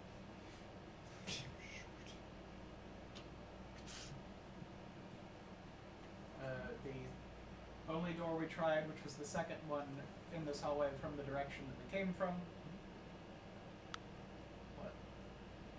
if you put it in this corner, you can access it from 2 sides out of 4. But it's gone. It's going to be on one of the other 2. Or the bottom. You have to put it on a raised platform with a hole in the middle. That's so inconvenient. Yes. That does seem like the rock gnome way at the moment, though. It's the prototype instant cabin. Yeah, they hadn't put in all the tricks yet. No, True, it is though. only tricks. I'm starting to wonder how the Dragon Ball captures always make things the right side up. I mean, Imagine DM if they, bullshit. like- It's just DM hand waving. All of Dragon Ball is just DM hand waving. And yelling. Lots of yelling. Not to be honest. Character yelling. But yeah. So you have this option, Garl's Instant Cabin. You know from the identify that it's summoning an existing cabin and bringing it to the location of the button, and you know that it can somehow be sent back.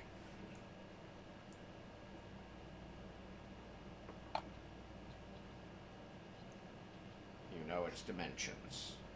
What will you do with that knowledge, and what will you do? Like, nobody's even gone around this corner to determine if there's anything dangerous over there, and nobody knows how to open these doors. Wender was around that one. Okay. Both of them were around that Yeah, one. he saw the boulder up there, and that there was this door. He went in through that door, so he knows about that one. And there was this other door. That's what you know, Vendar. Right, so it's just that one hallway down the one other door. Yeah, there was the door that you went through, and another door.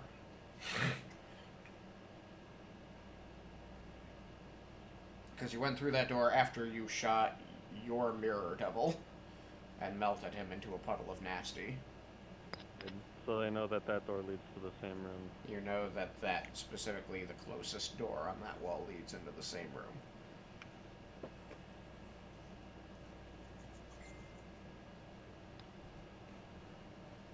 Okay, Let's summon this I thing. can relay all that. And let's summon it there. And Jubble points at the corner.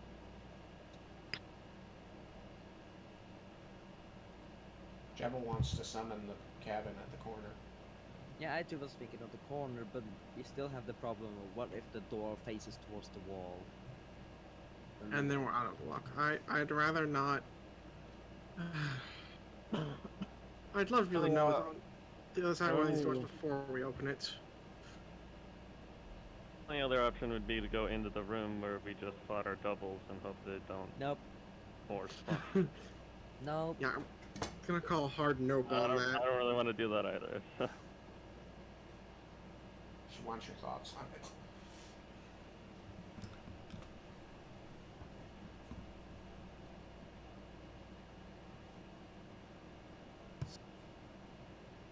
So do we want to try doors 1 through 4? Just train towards the southern wall? No, I don't think I want to go into any more rooms. I mean, I tried to open one of those doors before and couldn't. Didn't seem to have any way to open it. Not even Oh. with those. Well, actually, yeah, not even with those special lockpicks of yours. Not even with them. There didn't seem to be any way to open the door. It didn't seem to be a door. Oh, illusion. Perhaps it's just a door of the illusion. Like that's yeah. the. But those are all. These are all ways. The direction we had come from, so that we decided that's probably just what they were, didn't we? From the Did it illusion. feel exactly? Did they feel exactly flush with everything else that they are just illusory, or did your lockpicks just not unlock something? Because Well, they didn't flush, seem to and I couldn't seem function to- on the door with the riddle either. I feel like that's a thing. It's possible there's just a different way to open them, but I couldn't find any mechanism or way to open or unlock the door. It seemed to just be closed flush with the. It's a question. So. sorry, I missed what you just said there, Vendar. He said that they're flush, so he says that the lockpicks tend to unlock things that not necessarily open them. I couldn't find any sort of mechanism or anything to push to make it open. I couldn't open it with my lockpicks. It's possible there's something that I just couldn't figure out how to open it, but I wasn't able to figure out how to open it. Fair. Seemed flush, but that doesn't necessarily mean it is. I'm trying to figure out what would be too much of a hint. Yeah. Which is why I'm trying to be... Have you ever seen these gods before? Hmm? Have you ever seen these gods before?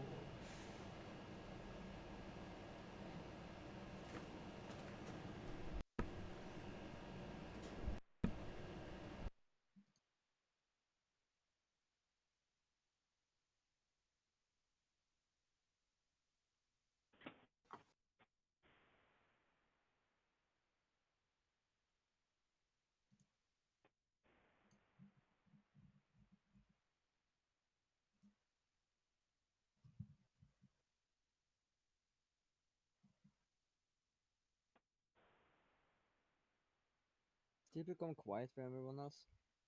Yeah, it went quiet for me. It's suddenly quite quiet.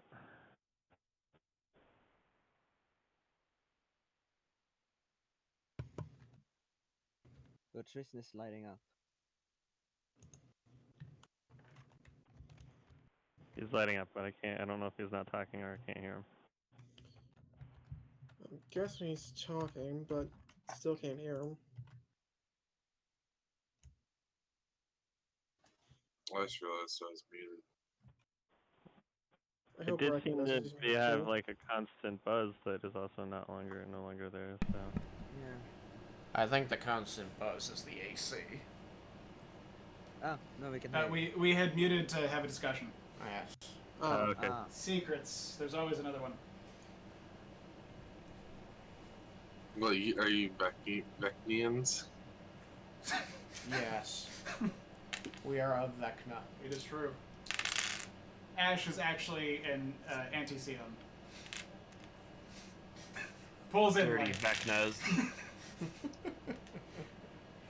but then like pushes it out the other end. Why So couldn't I get that was 16. That would have been 20 that would be HP. very nice. But yeah, so it pulls in light from one end and puts that out the other. So it effectively is the same thing, that it's emitting light from all around it, but it just thematically. All right, enough jokes. Okay. What are you going to do with the hut or that instant cabin, and what are you going to do about these doors now that Larminus is pressing Vendar for information? move on. So yeah, I wasn't able to figure out a way to open them, and then we decided that we didn't need to go that way anyway, so I stopped trying.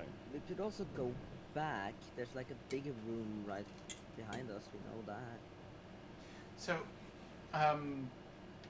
I will say that given the little that I know about these gods,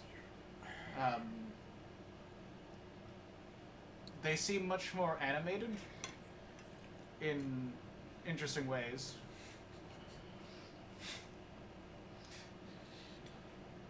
Would you- Alright, would you what elaborate? ways?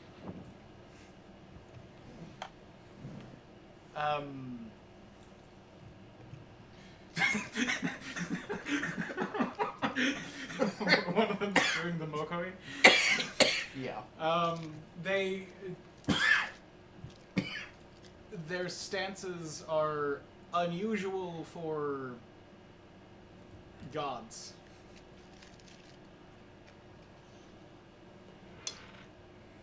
Weird stances. But I I'm can't even more confused. entirely place my finger on it. Anyway, I Are we can. talking about the gods of the doors? Yes. Yeah, is there any way to interact with that? Like, can I try to change the stance that they're in? You may try. Thing? You, excuse me, Vendar, walk up to this one. The person on the door appears to be a lithe person with dark skin, and they have a hood over their head that looks almost like a falcon's beak and eyes, and they are standing on the door, with their right leg crossed over their left leg, and in their right hand they're holding a scimitar-like sword, and in their left hand, raised slightly above their head, they seem to be holding the sun, or an image that seems to depict the sun. You reach out and try to interact with it. Your hand meets stone. You can feel the engraving, the carving there that is this thing, and the smooth, glossy texture that is the enamel paint on it. But nothing moves as you work your hands over it and try to move their limbs.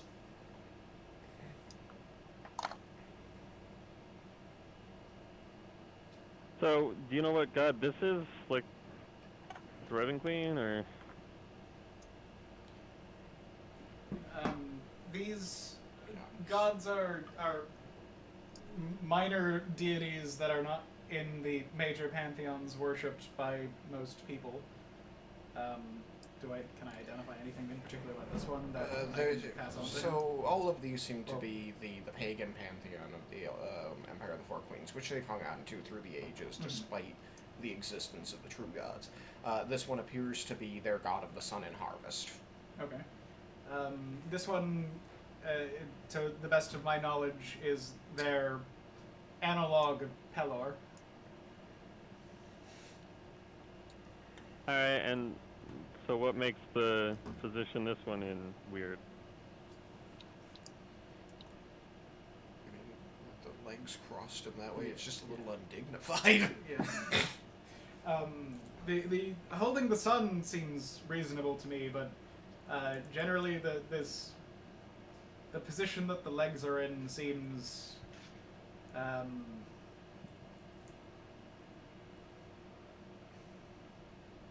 guess I can use the word undignified. Yeah, Go for it. Undignified. Not befitting of an important god, especially given how historically important and powerful landowners and farmers in the region have been, given the lack of considerable amounts of arable land. Should have given this one about readings. Okay, so I'll focus specifically on the legs. Okay. Can you move its legs, is what you're asking Can you me. make it dignified? Can I just like examine the legs and if I can do anything with them, or? You may examine the legs. It appears that the way they were created in this image is much the same as the rest of the image, carved into the stone of the door and then painted over with a colored enamel, making them smooth and glossy, almost glassy, and bright in color, though now somewhat dulled by a layer of dust, a patina of time, if you will. But attempting to move them doesn't afford you anything. It's like somebody painted on a rock. You can't, unless you break the rock apart, you can't move how the paint is arranged. I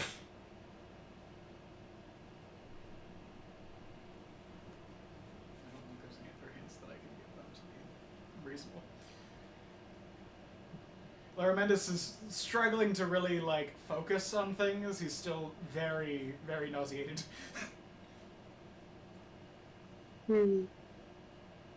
Interact with it in any way.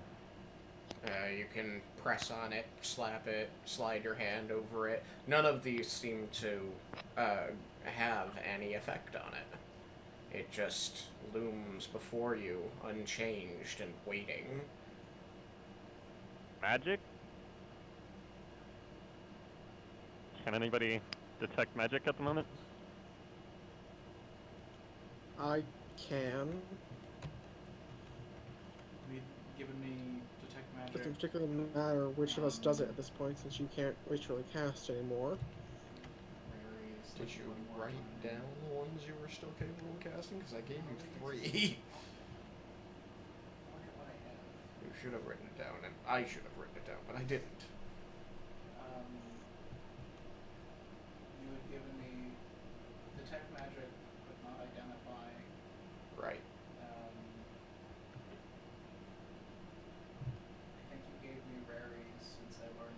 Yeah, you just learned it and you just cast it, so I'll let you keep that one. Was it 3 or 2? Only those 2. Okay, that's fine. Because you wanted to give me Unseen Servant instead of Detect Magic, but I pushed. Yeah. Since Detect Magic was something that he had more frequently cast, even though it wasn't as recently. You know that Rary's is going to run out in like a minute here. Yeah. I can. That spell I feel comfortable enough with that I can probably cast it, although it might perhaps take me a little bit more time than usual. I think that's probably reasonable.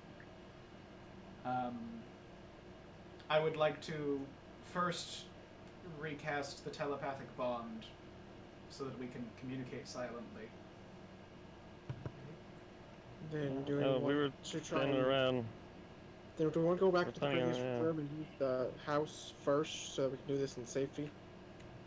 Relative safety?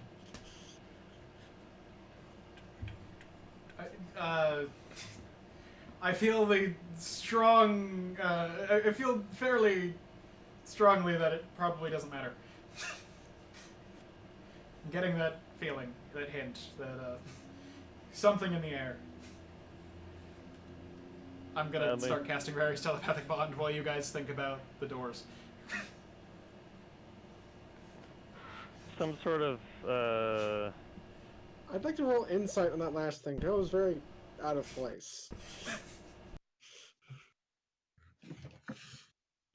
There's some sort of writing anywhere? Like, could it be another riddle? I got a 7. Whoop-de-doo. Dice, why you hate me?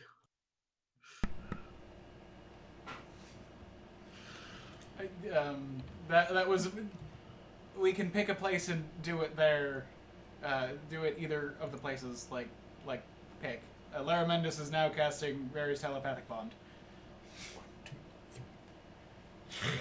Lara Mendes begins casting a spell, and you are left in this dark hallway with him mumbling and chanting.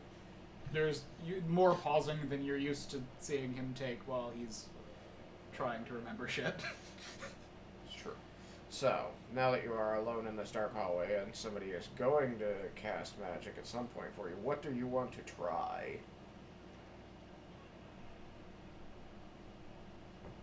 I want to try lighting the sun on fire. You want to try lighting the what on fire? The sun? The sun on the door.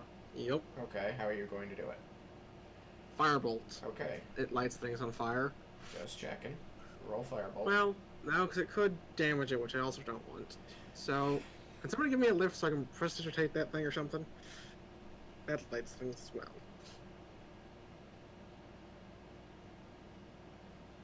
Does someone have a torch? You know, anyone that has Prestidigitation have a height? range? Prestidigitation isn't touch. You can just cast it.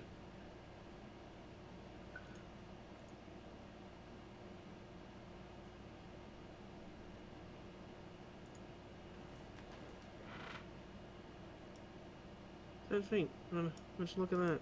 Alright. Because you don't want to be holding the tinder that you set on fire when you light the campfire. Or, like, hold on to the wick of the candle.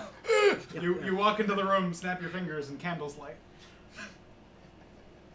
I let matches burn down my fingers just so I can feel something. Oh. Yeah, good movie. Anyways, so then, Do yeah, some I will magic. try and prestidigitate some fire onto that sun. Okay, you try to... you prestidigitate some fire onto that sun. And take D4 radiant damage for your blasphemy. The enamel sun seems to ignite very momentarily, and then the fire, having nothing really to burn, goes out. You notice that the paint where the sun is somewhat scorched, but there was nothing there really to continue burning.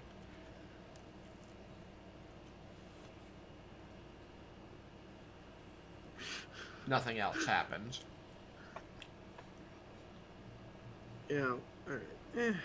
Worth a try. Is there any sort of writing or anything anywhere? Nope.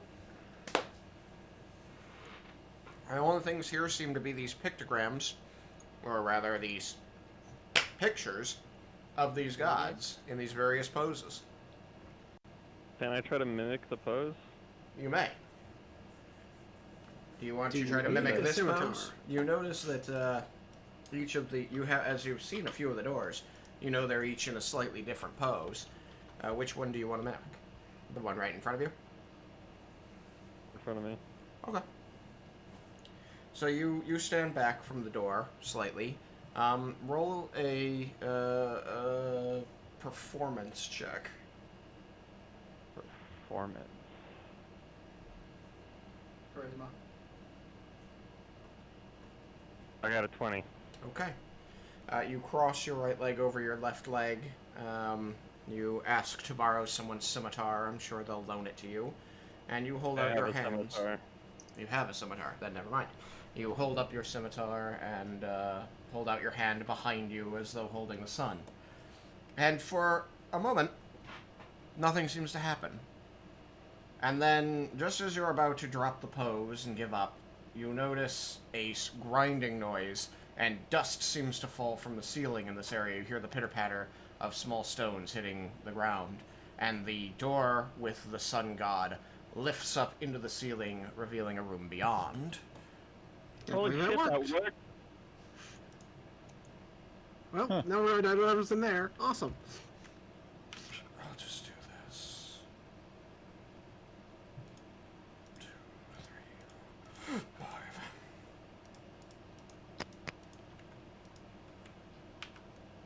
Yay, that worked. That's big enough. But what's I inside hope it? nothing tries to kill us.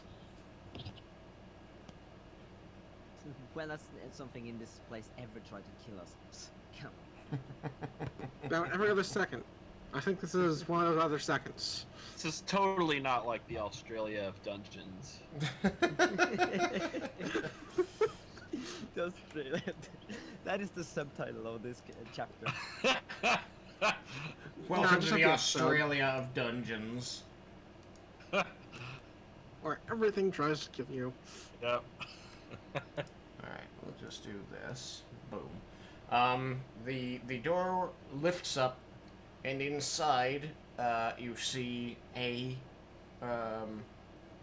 well, from out here, you actually see what looks like a dark, wide room, and the light from out here, the light that Ash is generating seems to illuminate a portion of it. And there appears to be, in this area here, a long, tall, about 3.5, 4 feet tall, stone slab, maybe 2 pieces.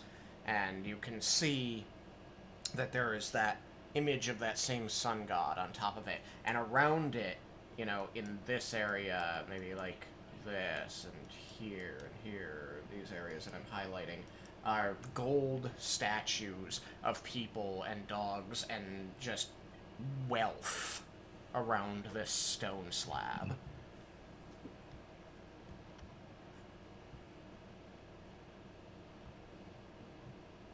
This is a tomb. Well, Mr. Sneaky, are you gonna go take a look? Because we can't really see anything from out here.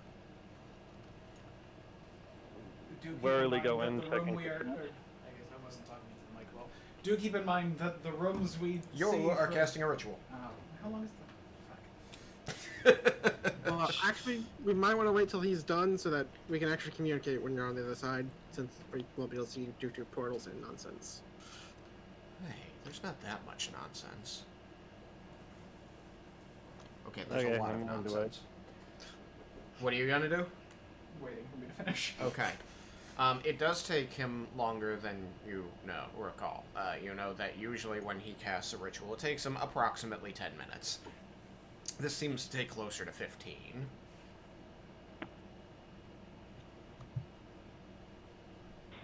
You do finally finish, and Rary's telepathic bond rekindles within your minds. Excellent. You see that the door is open. We should be cautious about what we see through doorways.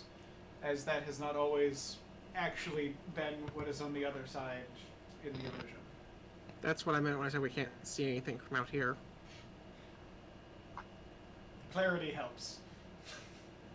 I will attempt to be more clear in the future. But we do actually see something though. On the other door we didn't. Was just a purple wall before. Well, we see something that goes with this illusion. If you recall from the dance studio, it looked like a balcony. Like that. This hallway was like a balcony, if I recall correctly. Yes, you So- recall correctly. When you looked through the door in the dance studio, it looked like it opened out onto a veranda or a balcony, and you could see a crowd in the street below you. But then when you tried to step onto the balcony, you were transported back into this hallway. So, Alright, well, I will warily walk into the...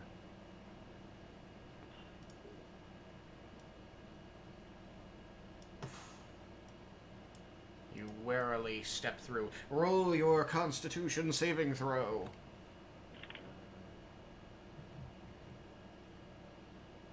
bonus. That's Constitution. You don't get Raiken's bonus. 16. 16? Alright.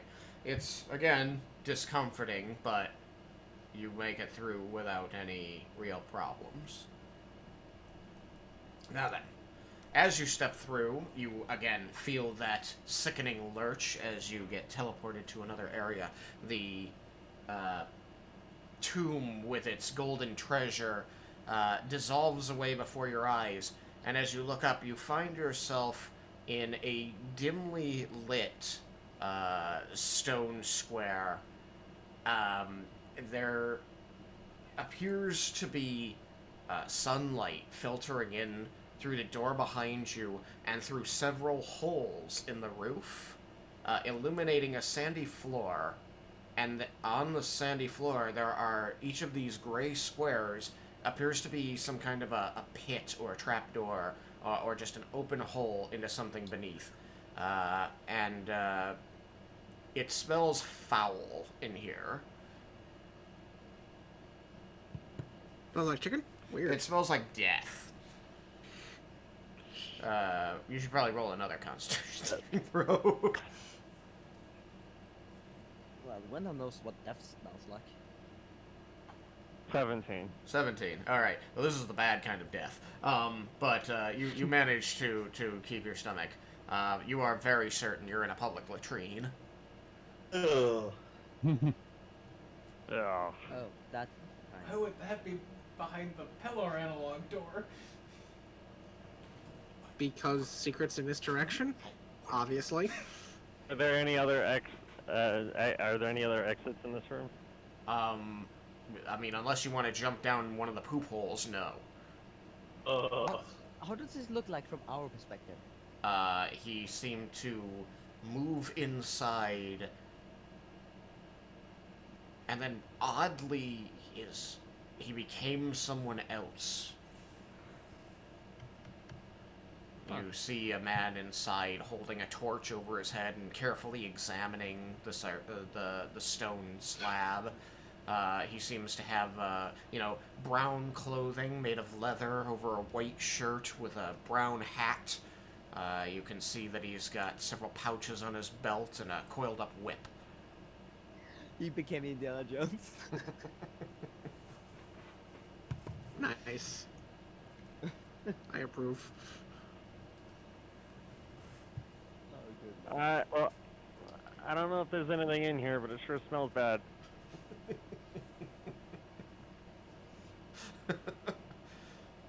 What do you see? What do you smell? I What? smell bad. Does it just smell bad? Or is there like a reason? Is it just me, or does Wendell look more handsome than usual? Did I think that out loud? Yes. Yes, you did. Since I'm gorgeous. No. No, you're not. Objectively, I am. No. No, you're not. No.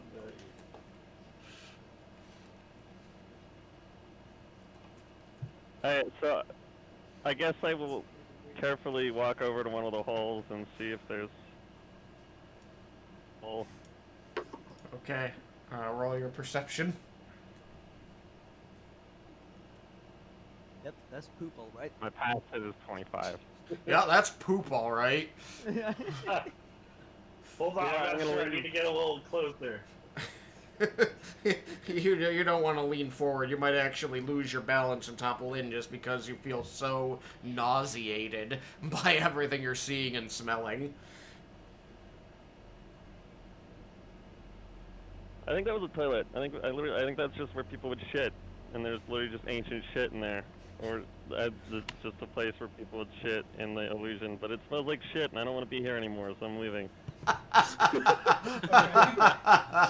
You go back through the portal. Roll your Constitution saving throw as you do. So we're It's right. currently laughing right now.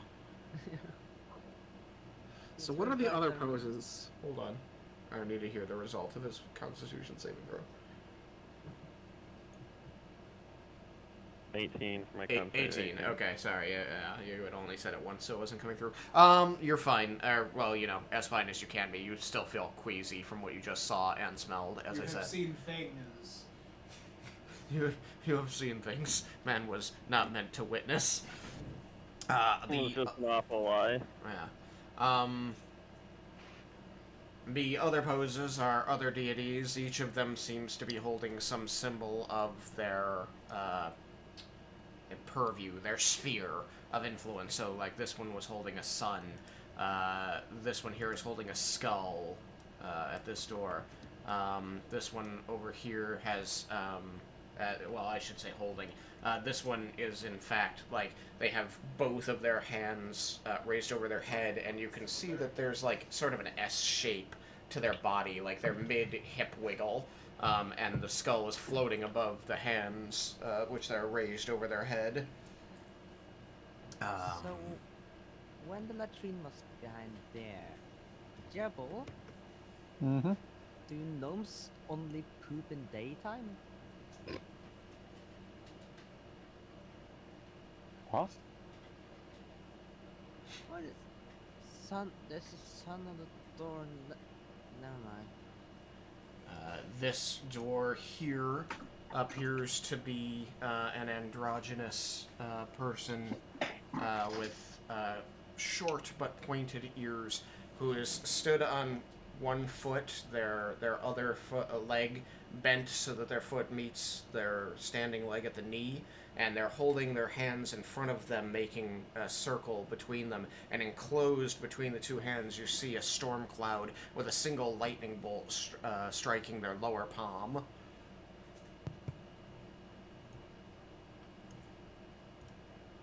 I'd like to imitate the skull one. Okay. So you're gonna move over here. As best I can while still not standing still. Never mind. Don't Yeah, worry. You're gonna shake what your mother gave you, or You run over to it, and you kind of start shaking, and then you kind of notice that your feet are still dancing around, so you start, like, running in a circle over here, trying to wiggle about in front of it, holding your hands above your head. Nothing seems to happen as you... Could somebody... I can't stand still. Could somebody, open this one? I'll try. I want to do. So, I wish me I and found Jebel that. head over, You and Leah head over. apparently. Alright, Cyrus begins pacing over here, like, just walking in circles, doing jumping jacks. starts doing some burpees. Oh god. He's doing burpees. How long does that last? You notice that he has been doing this since he put on the boots. I told you what these things do when I put them on. Yeah, but how long does it last? Until I get them off. No, I mean before you stop. Exactly. But There are two ways that the magic is going to end. If I he's no die. longer attuned, yeah, that was going to be the second one. Thank you for Ruining my joke. I'm sorry. There's a going flow reverse to these order. kinds of things, you know. I'm sorry. I was going in the reverse order. Wait, So okay, so he never stops? He always moves? he's constantly You have to moving. sleep in them. Oh, okay. I thought it was Poorly, killed once in a is while. my guess. So you, Leah, and Jebel head over to this other door as Vendar distances himself from that door and just tries to get breaths of fresh air, which is difficult when he's next to Laramendis. And I just say that just before all this, Jebel just kind of like under his breath goes, "I bet you're not wondering how he poops." Are you seriously that offended, dude? Under his breath. He said it under his breath. Which I had to think at first. I'm right by him. Did I hear that? I bet you're not wondering how he poops. Oh, hold on. I'll roll stealth.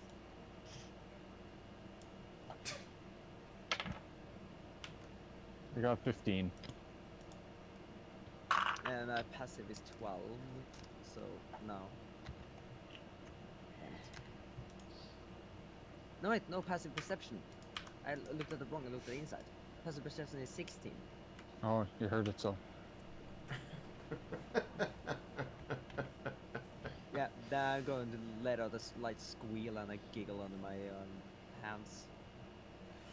Alright, so you get over here and you study the image for a moment, and then you look at each other and kind of nod as you both feel you can do this together. You both raise your hands directly over your head and you wiggle your hips back and forth, shaking your hands over your head. I'm now envisioning the fusion dance. I mean, it's a very different... There are 4 doors. It should have been the YMCA. Yeah, maybe it should have been. I was trying to be a little bit original. A little bit original. And then after you've done all of them, the last one doesn't open, it just summons the village people, and then there's no Alright, fight. enough. The skull above the hands of the god in this image begins to glow, and then again you hear the tumbling of small dust and pebbles and things, and the door grinds its way up, revealing another room.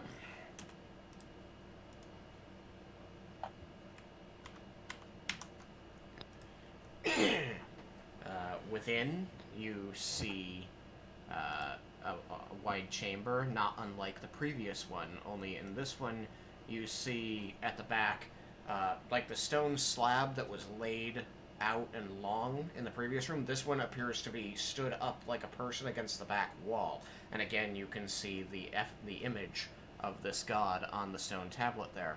And once again, you see golden treasures arranged around it in the red area. And there is a stone, what am I trying to say? Pedestal in the square I've selected that appears to have an epitaph written of some kind. In what language? Not that Laramendis is saying that. 'Cause he's The light is insufficient to tell from this distance. Laramendis is not over there, so. It's true. The angle's bad. There's a wall in the your way. light source is cascading it this way, so it's actually in a hard shadow. Yukaz is not in any hurry, but he'll be moseying down toward those guys. Does anyone else have a light source but me? I don't. I think you're the only one who's actively I can put using a one light up. source. But I can't put a great one up. I only have dancing lights or a torch. Speaking of dancing, We need someone to go through that won't instantly die. I'm pretty sure that's still Mr. Sneaky. Mr. Sneaky's gotta go again? Alright. 5, 10. Out of character, you were the one glaring. I have full health. I never got hit. So yes, you're going through every single one of these doors. The one with the most health is not the secondary trap or the primary trap finder. So, Lee and I have dark vision. yep. So even with that we can't see? Because of the way his light is playing on it and the fact that it's... Well, Illusion. it's an epitaph. Written in stone, which means, yeah, no, I guess you would be There able to... There wouldn't have been a lot of weathering inside of Yeah. the room. No, I'm not worried about weathering. I'm worried about... So, dark vision is black and white and you can't tell texture. Like, you can't tell if something is written in pen on a wall. Yeah. You can't see it. It needs Which is to be why textured. everything would be carved. Like, This is carved, and so it's textured, in so the they should Underdark, be able to read it. like that's what you would do. Yeah. So, yes. From here you can tell that there are words written in common. It's pretty distant and they're not large, but you can make out enough of the lines at this distance to know, okay, that's common, and it's talking about something. Maybe whatever this room is for. But the problem right now is not whether or not you can see it with dark vision, just it's far away and small. Okay. It's the kind of thing that you would want to walk up to and read. So, Mr. Sneaky, you're still feeling kind of queasy from the poopy room, but, That's a sentence. are you going to go into this door portal? This portal? I go through it. Okay. The Doral. I was thinking that too. So you walk in, and again, the world melts around you. Roll a Constitution saving throw. 19 and 19. Okay. You hold it together. The One higher every time I've needed to roll those. the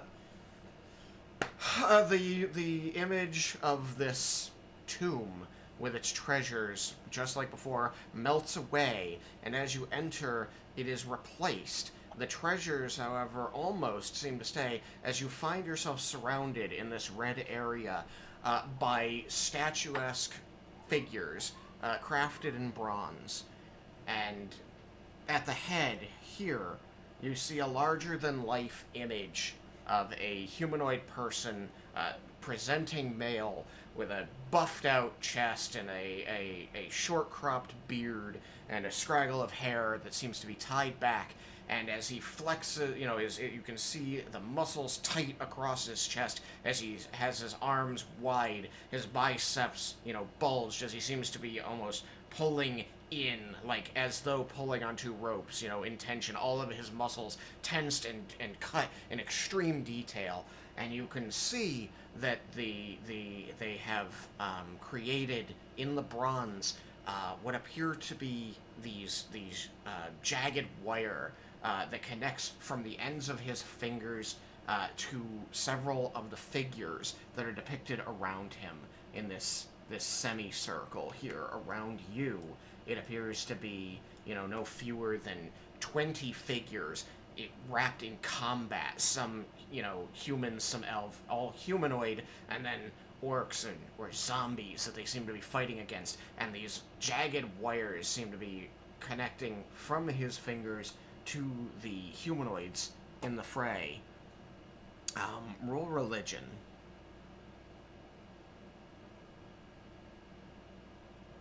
11. An 11. Okay. Well, normally this would be a tough one, but you've spent the last, 3 months of your life traveling with somebody who will not shut the fuck up about Cord. So, you're pretty sure... you're pretty sure that the guy depicted up there with the bulging muscles and the awesome facial hair and the lightning coming out of his fingers is Cord. And he seems to be overseeing, lording over this fight beneath him. And you can see that the lightning is striking out from his fingers and striking people who bear his symbol. And many more of these people who bear his symbol lie dead among the fighting creatures. The fight seems to be primarily against undead and inhuman but humanoid-sized creatures like drow and orcs.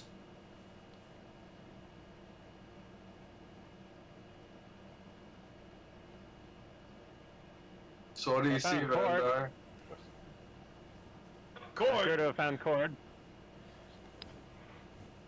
That's Raiken the shame. Raiken wants to go in. Raiken wants to go in. Well, Raiken can go in if he wants to. But if these are, is this truly the room, or are you still in another illusion? By the way. It's real. I mean, it looks real. You can reach out and try and touch a statue if you want. I'll try to touch Cord. Okay. You step forward deeper into the room, and you find you have to step over like the prone forms of fallen fighters and monsters to reach out toward this larger than life effigy, this bust of Cord, and lay your hand on his literally chiseled abs, and it feels almost warm beneath your hands, like you can feel a power pulsing within it, but it feels real otherwise.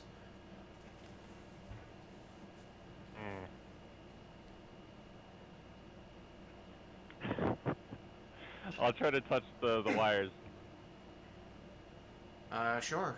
You reach up and try to touch the lightning. You find that it has some flex, and you can kind of twang it with your finger, and it vibrates and sends a hum through the room. It all seems try real. plucking one of the other ones. Alright, you pluck on one of the other ones, and it vibrates and hums, and as it hums and resonates with the one that's already vibrating, they both seem to kind of start to glow just a little bit. All of them. You play it like a harp, and you find that the room is in fact illuminating as Cord himself, the statue, begins to give off light. Fucking awesome. And all of the people to which the lightning is connected, which includes some of the prone forms, which you assume might be dead fighters, they begin to glow with a little light too, but it seems to be centralized around where the lightning touches them. And you notice in this light that their faces seem pained and anguished.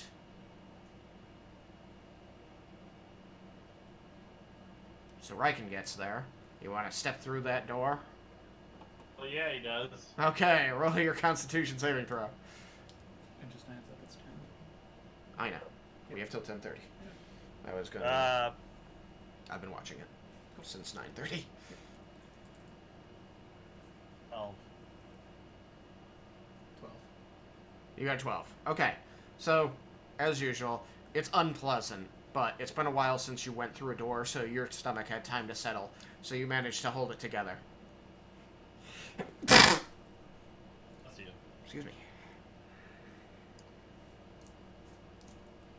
And you enter the room and see what I describe. You can see that Cord himself is emanating light as like Vendar is like standing on the prone form of somewhere wearing a pendant of Cord, like plucking like a harp player, a harpist? Yeah. Harpist on the threads of lightning coming off his hands. There's an almost music to this room, and the light dances around, illuminating the anguished faces of the people who seem to be devoted and fighting for him.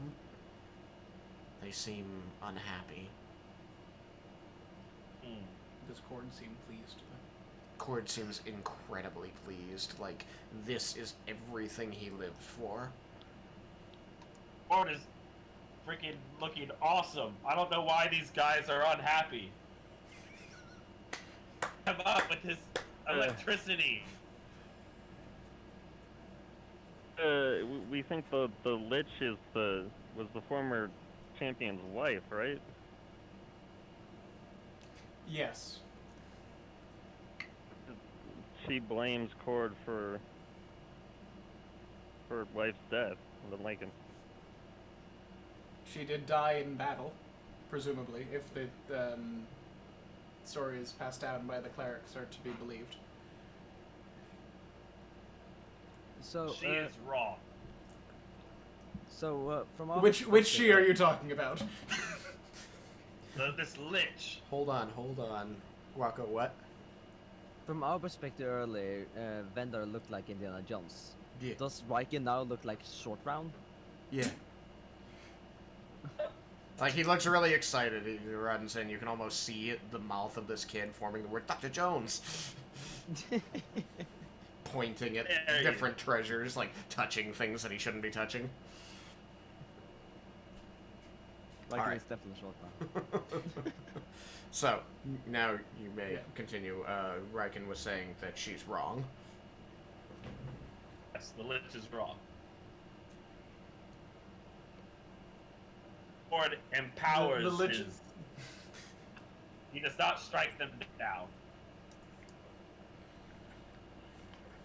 To be like getting power from them dying in battle.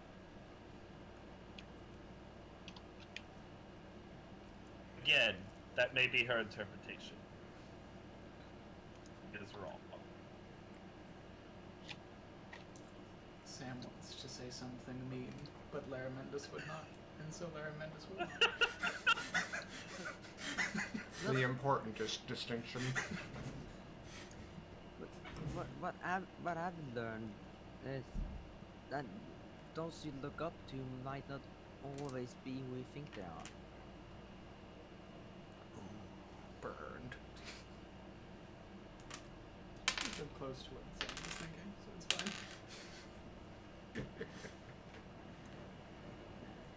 I've studied the teachings I was of just Cord. like, yes, but they died in his name. I believe he is for good. Well, not necessarily for good. None but of those could possibly be biased. He is not evil. I'm not saying he's evil, but maybe he just enjoys war too much. He's literally Enjoys the thrill of battle. Yeah, then why wouldn't he love it even when his side is falling to it? If battle is all he cares about, doesn't matter who wins. If your soldiers live to continue fighting on, then there will be more glory to be won. More fights to be had. Exactly.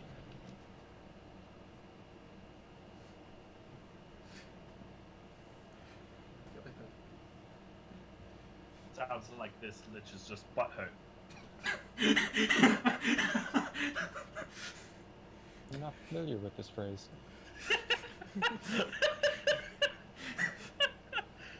Well, of course, you've been in nature your whole life. Just Who is buffs the in nature. eighth person being affected? There isn't one. Oh, okay. So Ash still isn't on the party line. Can it affect Ash? If it can affect Ash, then Ash would be. Ash is on the party line. Okay. I agree with Jebel Scholar. What does butthurt mean?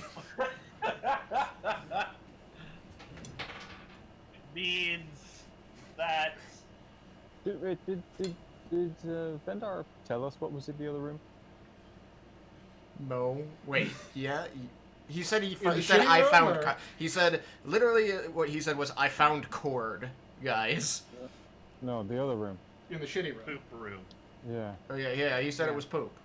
He said I found a place that I think people just pooped here a long time ago. So, does butthurt have anything to do with the poop room?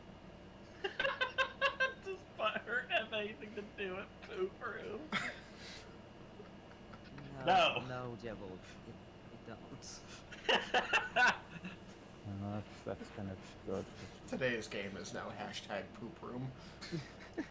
Hashtag poop room, hashtag Butthurt butthurt. basically means that she's sore towards Cord. Specifically Cord? Specifically Cord. Why? What did Cord do to Interesting. the pot?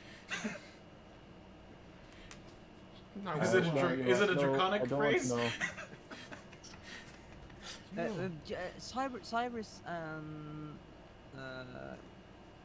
Armendus told us everything from the wedding scene, right? Cyrus said that he reported everything that he saw. Laramendus just conveyed what I had directly said. So, had like said that there was a wedding, and then the identity of the lich and that thing, but he wasn't narrating what was going on. But if Cyrus was, then that's fine. And I was. Okay. Everyone in that party seemed to be envious, right? The champion of Ford? I mean, some of them seemed jealous, but it seemed like the normal kind of wedding things. Nothing really out of place. Why can't I find a wife like that? Yeah, stuff like that. And just to clarify, the mage and the champion of Ford are two different people, or are they the same? Yes, two person? different people. Two They different people. that was their wedding. Yeah. Remember that that's Oh, conjecture. between those two. Okay. Do recall that it is conjecture on the part of Larmendis that they are two different people. That the Lich is not. Oh no, that the champion of Cord and the mage were two different people. Oh, the champion of Cord and yes, the mage. that are was two what he different asked. people. Not the lich and Oh, the. sorry. Yeah, I yeah. misunderstood then. Yes, Sorry. you're correct. Everybody's correct except me. I'm wrong. So the mage that we believe is the Lich married the champions of Ford? Yes. What if... And this is just a random guess, but what if he died and she blames Cord for it? Isn't it Well, she? Or They were both women, Jews? yes. Yes, it is she. That's that's that's what I'm Guaco. thinking, Guaco right. just sometimes reverses the pronouns. It's okay. He knows. I actually didn't. Oh yeah, so both were she. Both were she. Yeah. Oh, okay. Then I correct myself. Oh, okay. I've heard you use he for women before, so I thought it was just a. Oh no, I would never do that. I just figured it was just a mistake with the pronouns, Oh which yeah, is no, fine. no, I say she if I know it's a she. Okay. But I can struggle to use they because that seems weird. Okay. Because No, we that's don't fine. use No, they. it wasn't. Yeah. No, I didn't mean like understanding. I just thought it was just an error in speech, which I just Okay, ignored. No. Okay. I actually didn't know that there were two female. I missed Okay. that part. Oh. Okay. Yes. Both people involved in the wedding, as described by Lara and Cyrus, were women. One was dressed like a man, wearing a suit, or what qualifies as a suit. But That might have been why I were confused. Mm. I might have heard that, but not hear the gender. okay. Yeah. And it was Victoria that was the one in the suit? Or- Yeah. Okay. Originally, I had it written opposite, but I'm happy with this. So. Okay. Okay, yeah. Well, what if she then? What if the champion died, and the mage blamed Cord, and that is why? he's- Likely. yeah. It's What I was That's what we were thinking. thinking about. Yeah, well, yeah. The desert was created like 500 years ago when the champion of Cord armor to explode or something, right? That was something happened with that. Yeah, I've heard that. Here's It would what I make sense that if the Lich hated Cord and blamed Cord for, then she would to destroy his armor. I mean, it makes sense. It's something I've been suspecting since if they are a lich, if they're holding on to, that memory, which they obviously were based on how they've kind of preserved it in that room, it would make sense that that's their motive for all of this, since we know the champion did die, as all things do. I think that makes sense.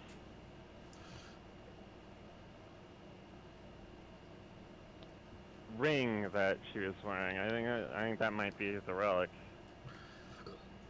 Yes, we did try to make sure we, took a look at anything, pretty much anything of that for that scene of importance, in case any of those were used as it's. Wait, Wendar.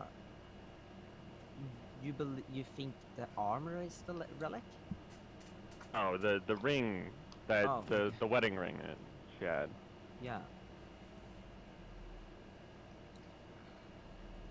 be a very sentimental thing that she would hold on to. It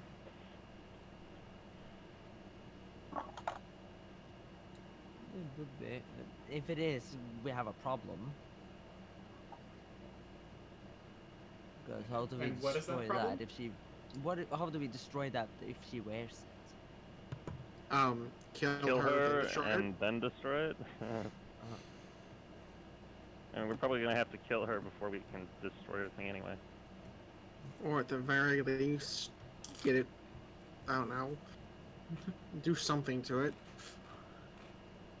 Although if that does not the relic, and they do come back and find that we've destroyed that, they will likely be extra pissed. Is there a way to know? If that's the Guaco, continue. Is there a way to know we destroyed the right thing? Like, if we destroy the relic, do we know that we just destroyed the Lich relic? Not really, no. Well, I'll ask Ash. He seems to hold the most information on this. Let's see here. Yeah, so you see Ash bob up and down for a moment, seemingly in thought. And he says, there is insufficient information on the destruction of these relics with past liches that have been identified. However, it seems from the information gathered that there was not any particular crash of thunder or flash of light or an ominous voice saying, no, you've destroyed my relic. So it may not be immediately obvious that you have accomplished the goal, Leah. So I suppose we find anything that might be it and just break them. That's pretty much our only option, because, like, even if we wanted to try and, like, detect magic, this is a lich, a powerful mage that is apparently specialized in illusions. So, likely they would have masked it somehow.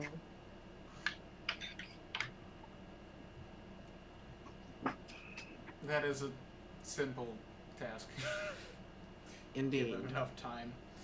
It seems the safest course of action to ensure success is to destroy anything that seems remotely likely to be the phylactery. From the information I've gathered, it takes approximately 4 days for a lich to bring itself back into being using the power of its relic. Could a relic be another strong artifact, like a magic item? I do not have information that concludes that it can, but I do not know that it cannot. That was a helpful answer. My answer, Leah, is maybe. Then no. It would be very troublesome if a magic item could be made into a phylactery. I do not believe it to be possible, since according to all of the research we have gathered, my previous scholars and I, which, scholar, it is wonderful to have these memories back. I'm glad we were able to find them. It seems that a lich must fabricate its own phylactery and then protect it. I do not think it could be made indestructible, for that is the nature of the magic. Okay, Good, so she didn't somehow make the armor of cord her. That is why I was checking.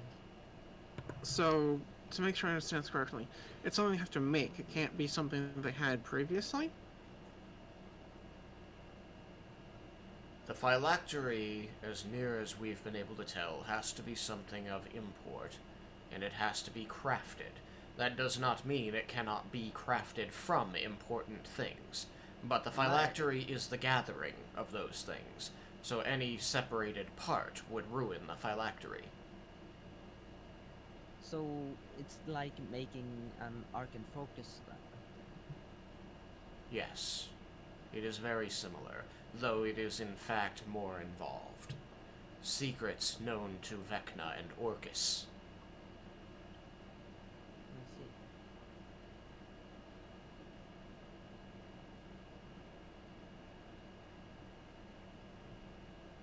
It was Orcus who created the first lich.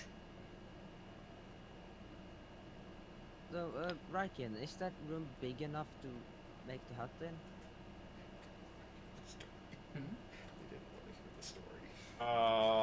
First lich. It's No, it full of looks statues like- and stuff. Yeah, the statues take up most of the room. Dang it.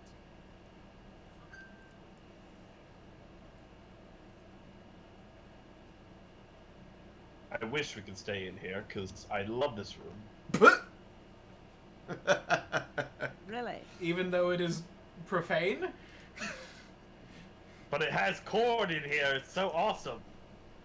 But didn't she But picture but Cord as it- evil? I'm ignoring all of the people that are sad. They don't know that what is why it they're is thinking. profane. For the representation of you.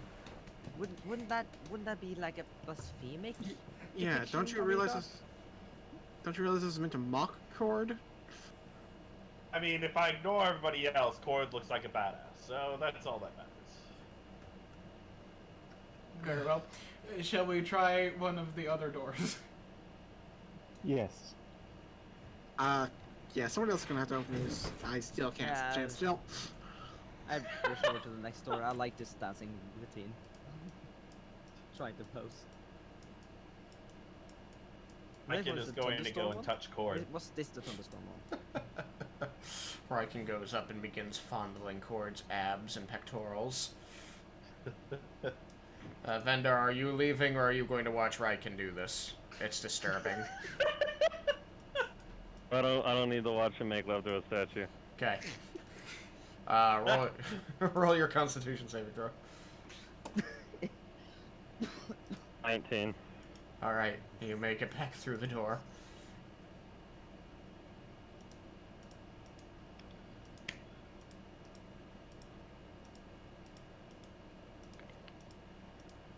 Boo, boo, boo. Sorry, I've now got OCD and have to finish. Oh no. Okay. Good. Now then. Boop. Boop. Boop. Yukikaze, did you have anything to add to that? I mean, you're privy to everything being said. Okay. It's more just along the lines of, I'm glad I followed Bahamut. And I'll walk. Alright. This one, again, appears to be a humanoid figure like the others. They are standing on one foot, on their left foot, with their right leg bent and their right foot up against their left knee. And they're somewhat hunched forward, with their elbows out to the sides, but their hands forming a circle in front of their stomach. And you can see in between their two hands a storm cloud with a lightning bolt striking their lower palm.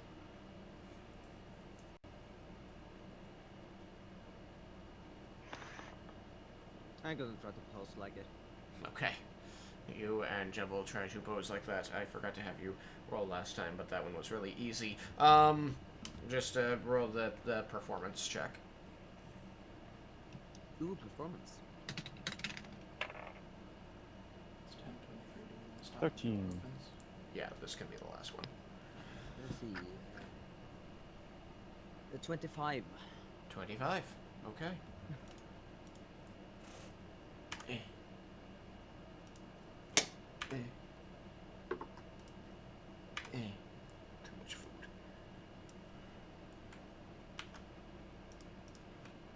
Boom. Alright.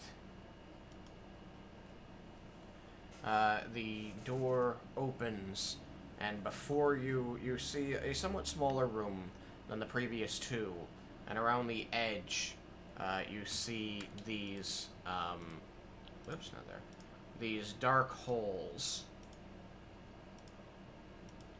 lining the edge of the room with some space in between them. And as the door slides up and away, you are hit with a wave of odor. Roll a Constitution saving throw.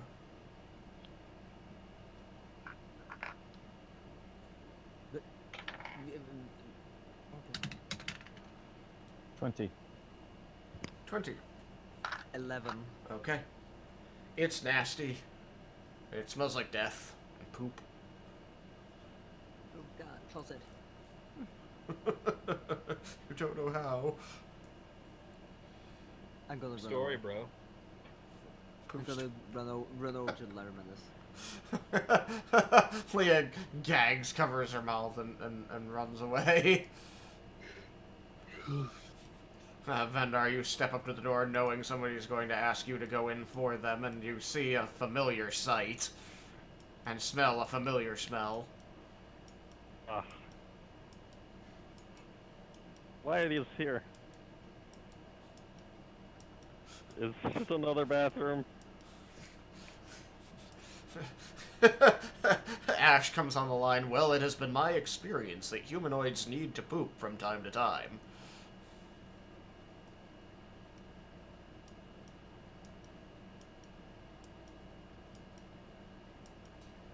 Perhaps it isn't one on the other side of the illusion. It might be a nice meadow behind Or the storm god door, Or it could be where we think another. that there was a lich who is angry at the god of storms. A lot of different people have separate bathrooms. It could just be a separate bathroom. Alright. Roll your constitution saving throw as you pass through the disorienting portal into the gas cloud. This brings My back asthma. bad That's memories from 13. orphanage. Okay, you feel horrendously ill and begin retching on the floor as soon as you reach the other side. Is it worse in the room? You are at disadvantage the next time you need to make a dexterity saving throw. Okay. As you regain your senses and finish retching on the floor, you look down and see that you are on wooden planks. And the wooden planks appear to be stained red, with splotches all around, splatters on the wall. And as you get up off your knees and look up, you find that the area that is filled in with the dark blue appears to be numerous and vile-looking metal contraptions, bladed and spiked, covered with chains. It appears to be a torture device, a room of torture device. The whole thing, some maniacal contraption designed to inflict the most pain on the at a single time as possible, overwhelming a person's senses. It is terrifying, and you can see that where there is not rust or blood stains, there is simply dripping blood off of it. Are any of the devices he sees novel to him? The whole thing is a new experience. That's impressive. One he never wanted. Appears to be some sort of torture chamber. Roll a wisdom saving throw.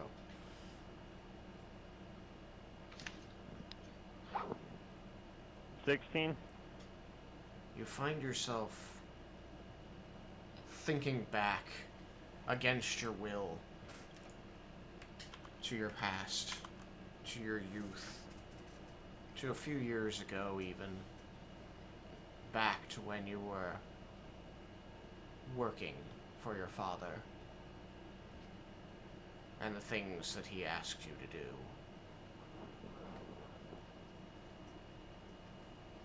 These thoughts come unbidden and unwelcome.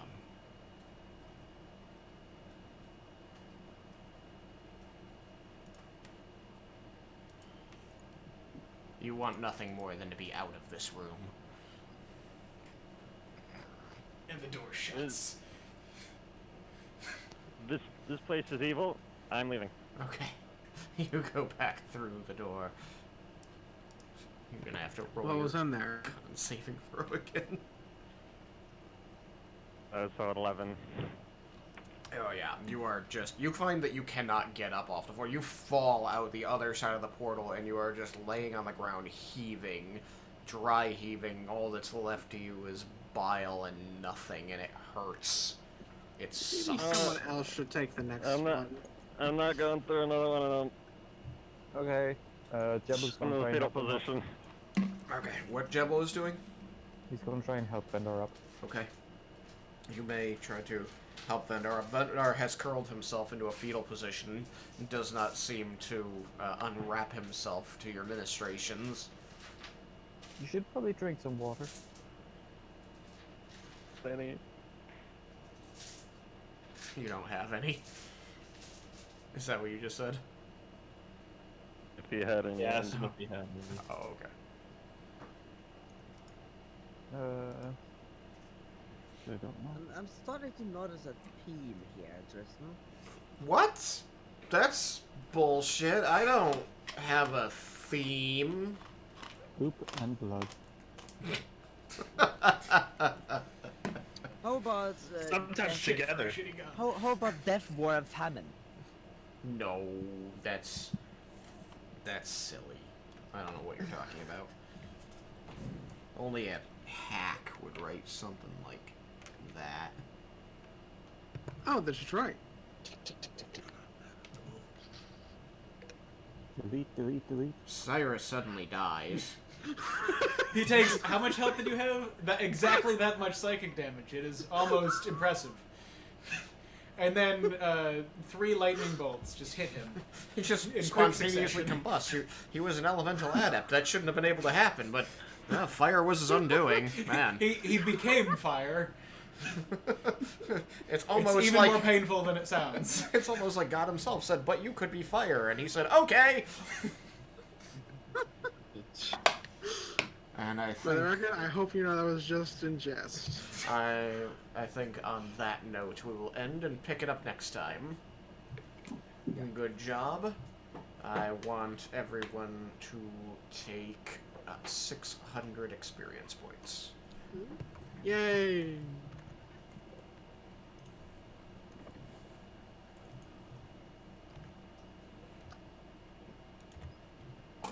You with me, Malachi? Uh-huh. Okay. I'm writing it out so you don't forget. Did you add mine last time? No, I have not touched your character sheet other than to change, like, names and stuff for you. I think I didn't add last sessions. Okay, well that was a big chunk of 2,050 experience. Yeah, which I might have questions for leveling or double checking my leveling. You should have leveled, yeah, it was 2,050. So, 'Cause that was a Yes. big fight. I'm gonna go to bed, but tomorrow I might call upon you for assistance. Okay. I'll be around. And Hey, we good have job, 5 everybody. Get some sleep there, Thomas, and good luck Yes. with your thing. Yeah, good luck. Good luck, Thomas. Good luck, Thomas. Knock him dead.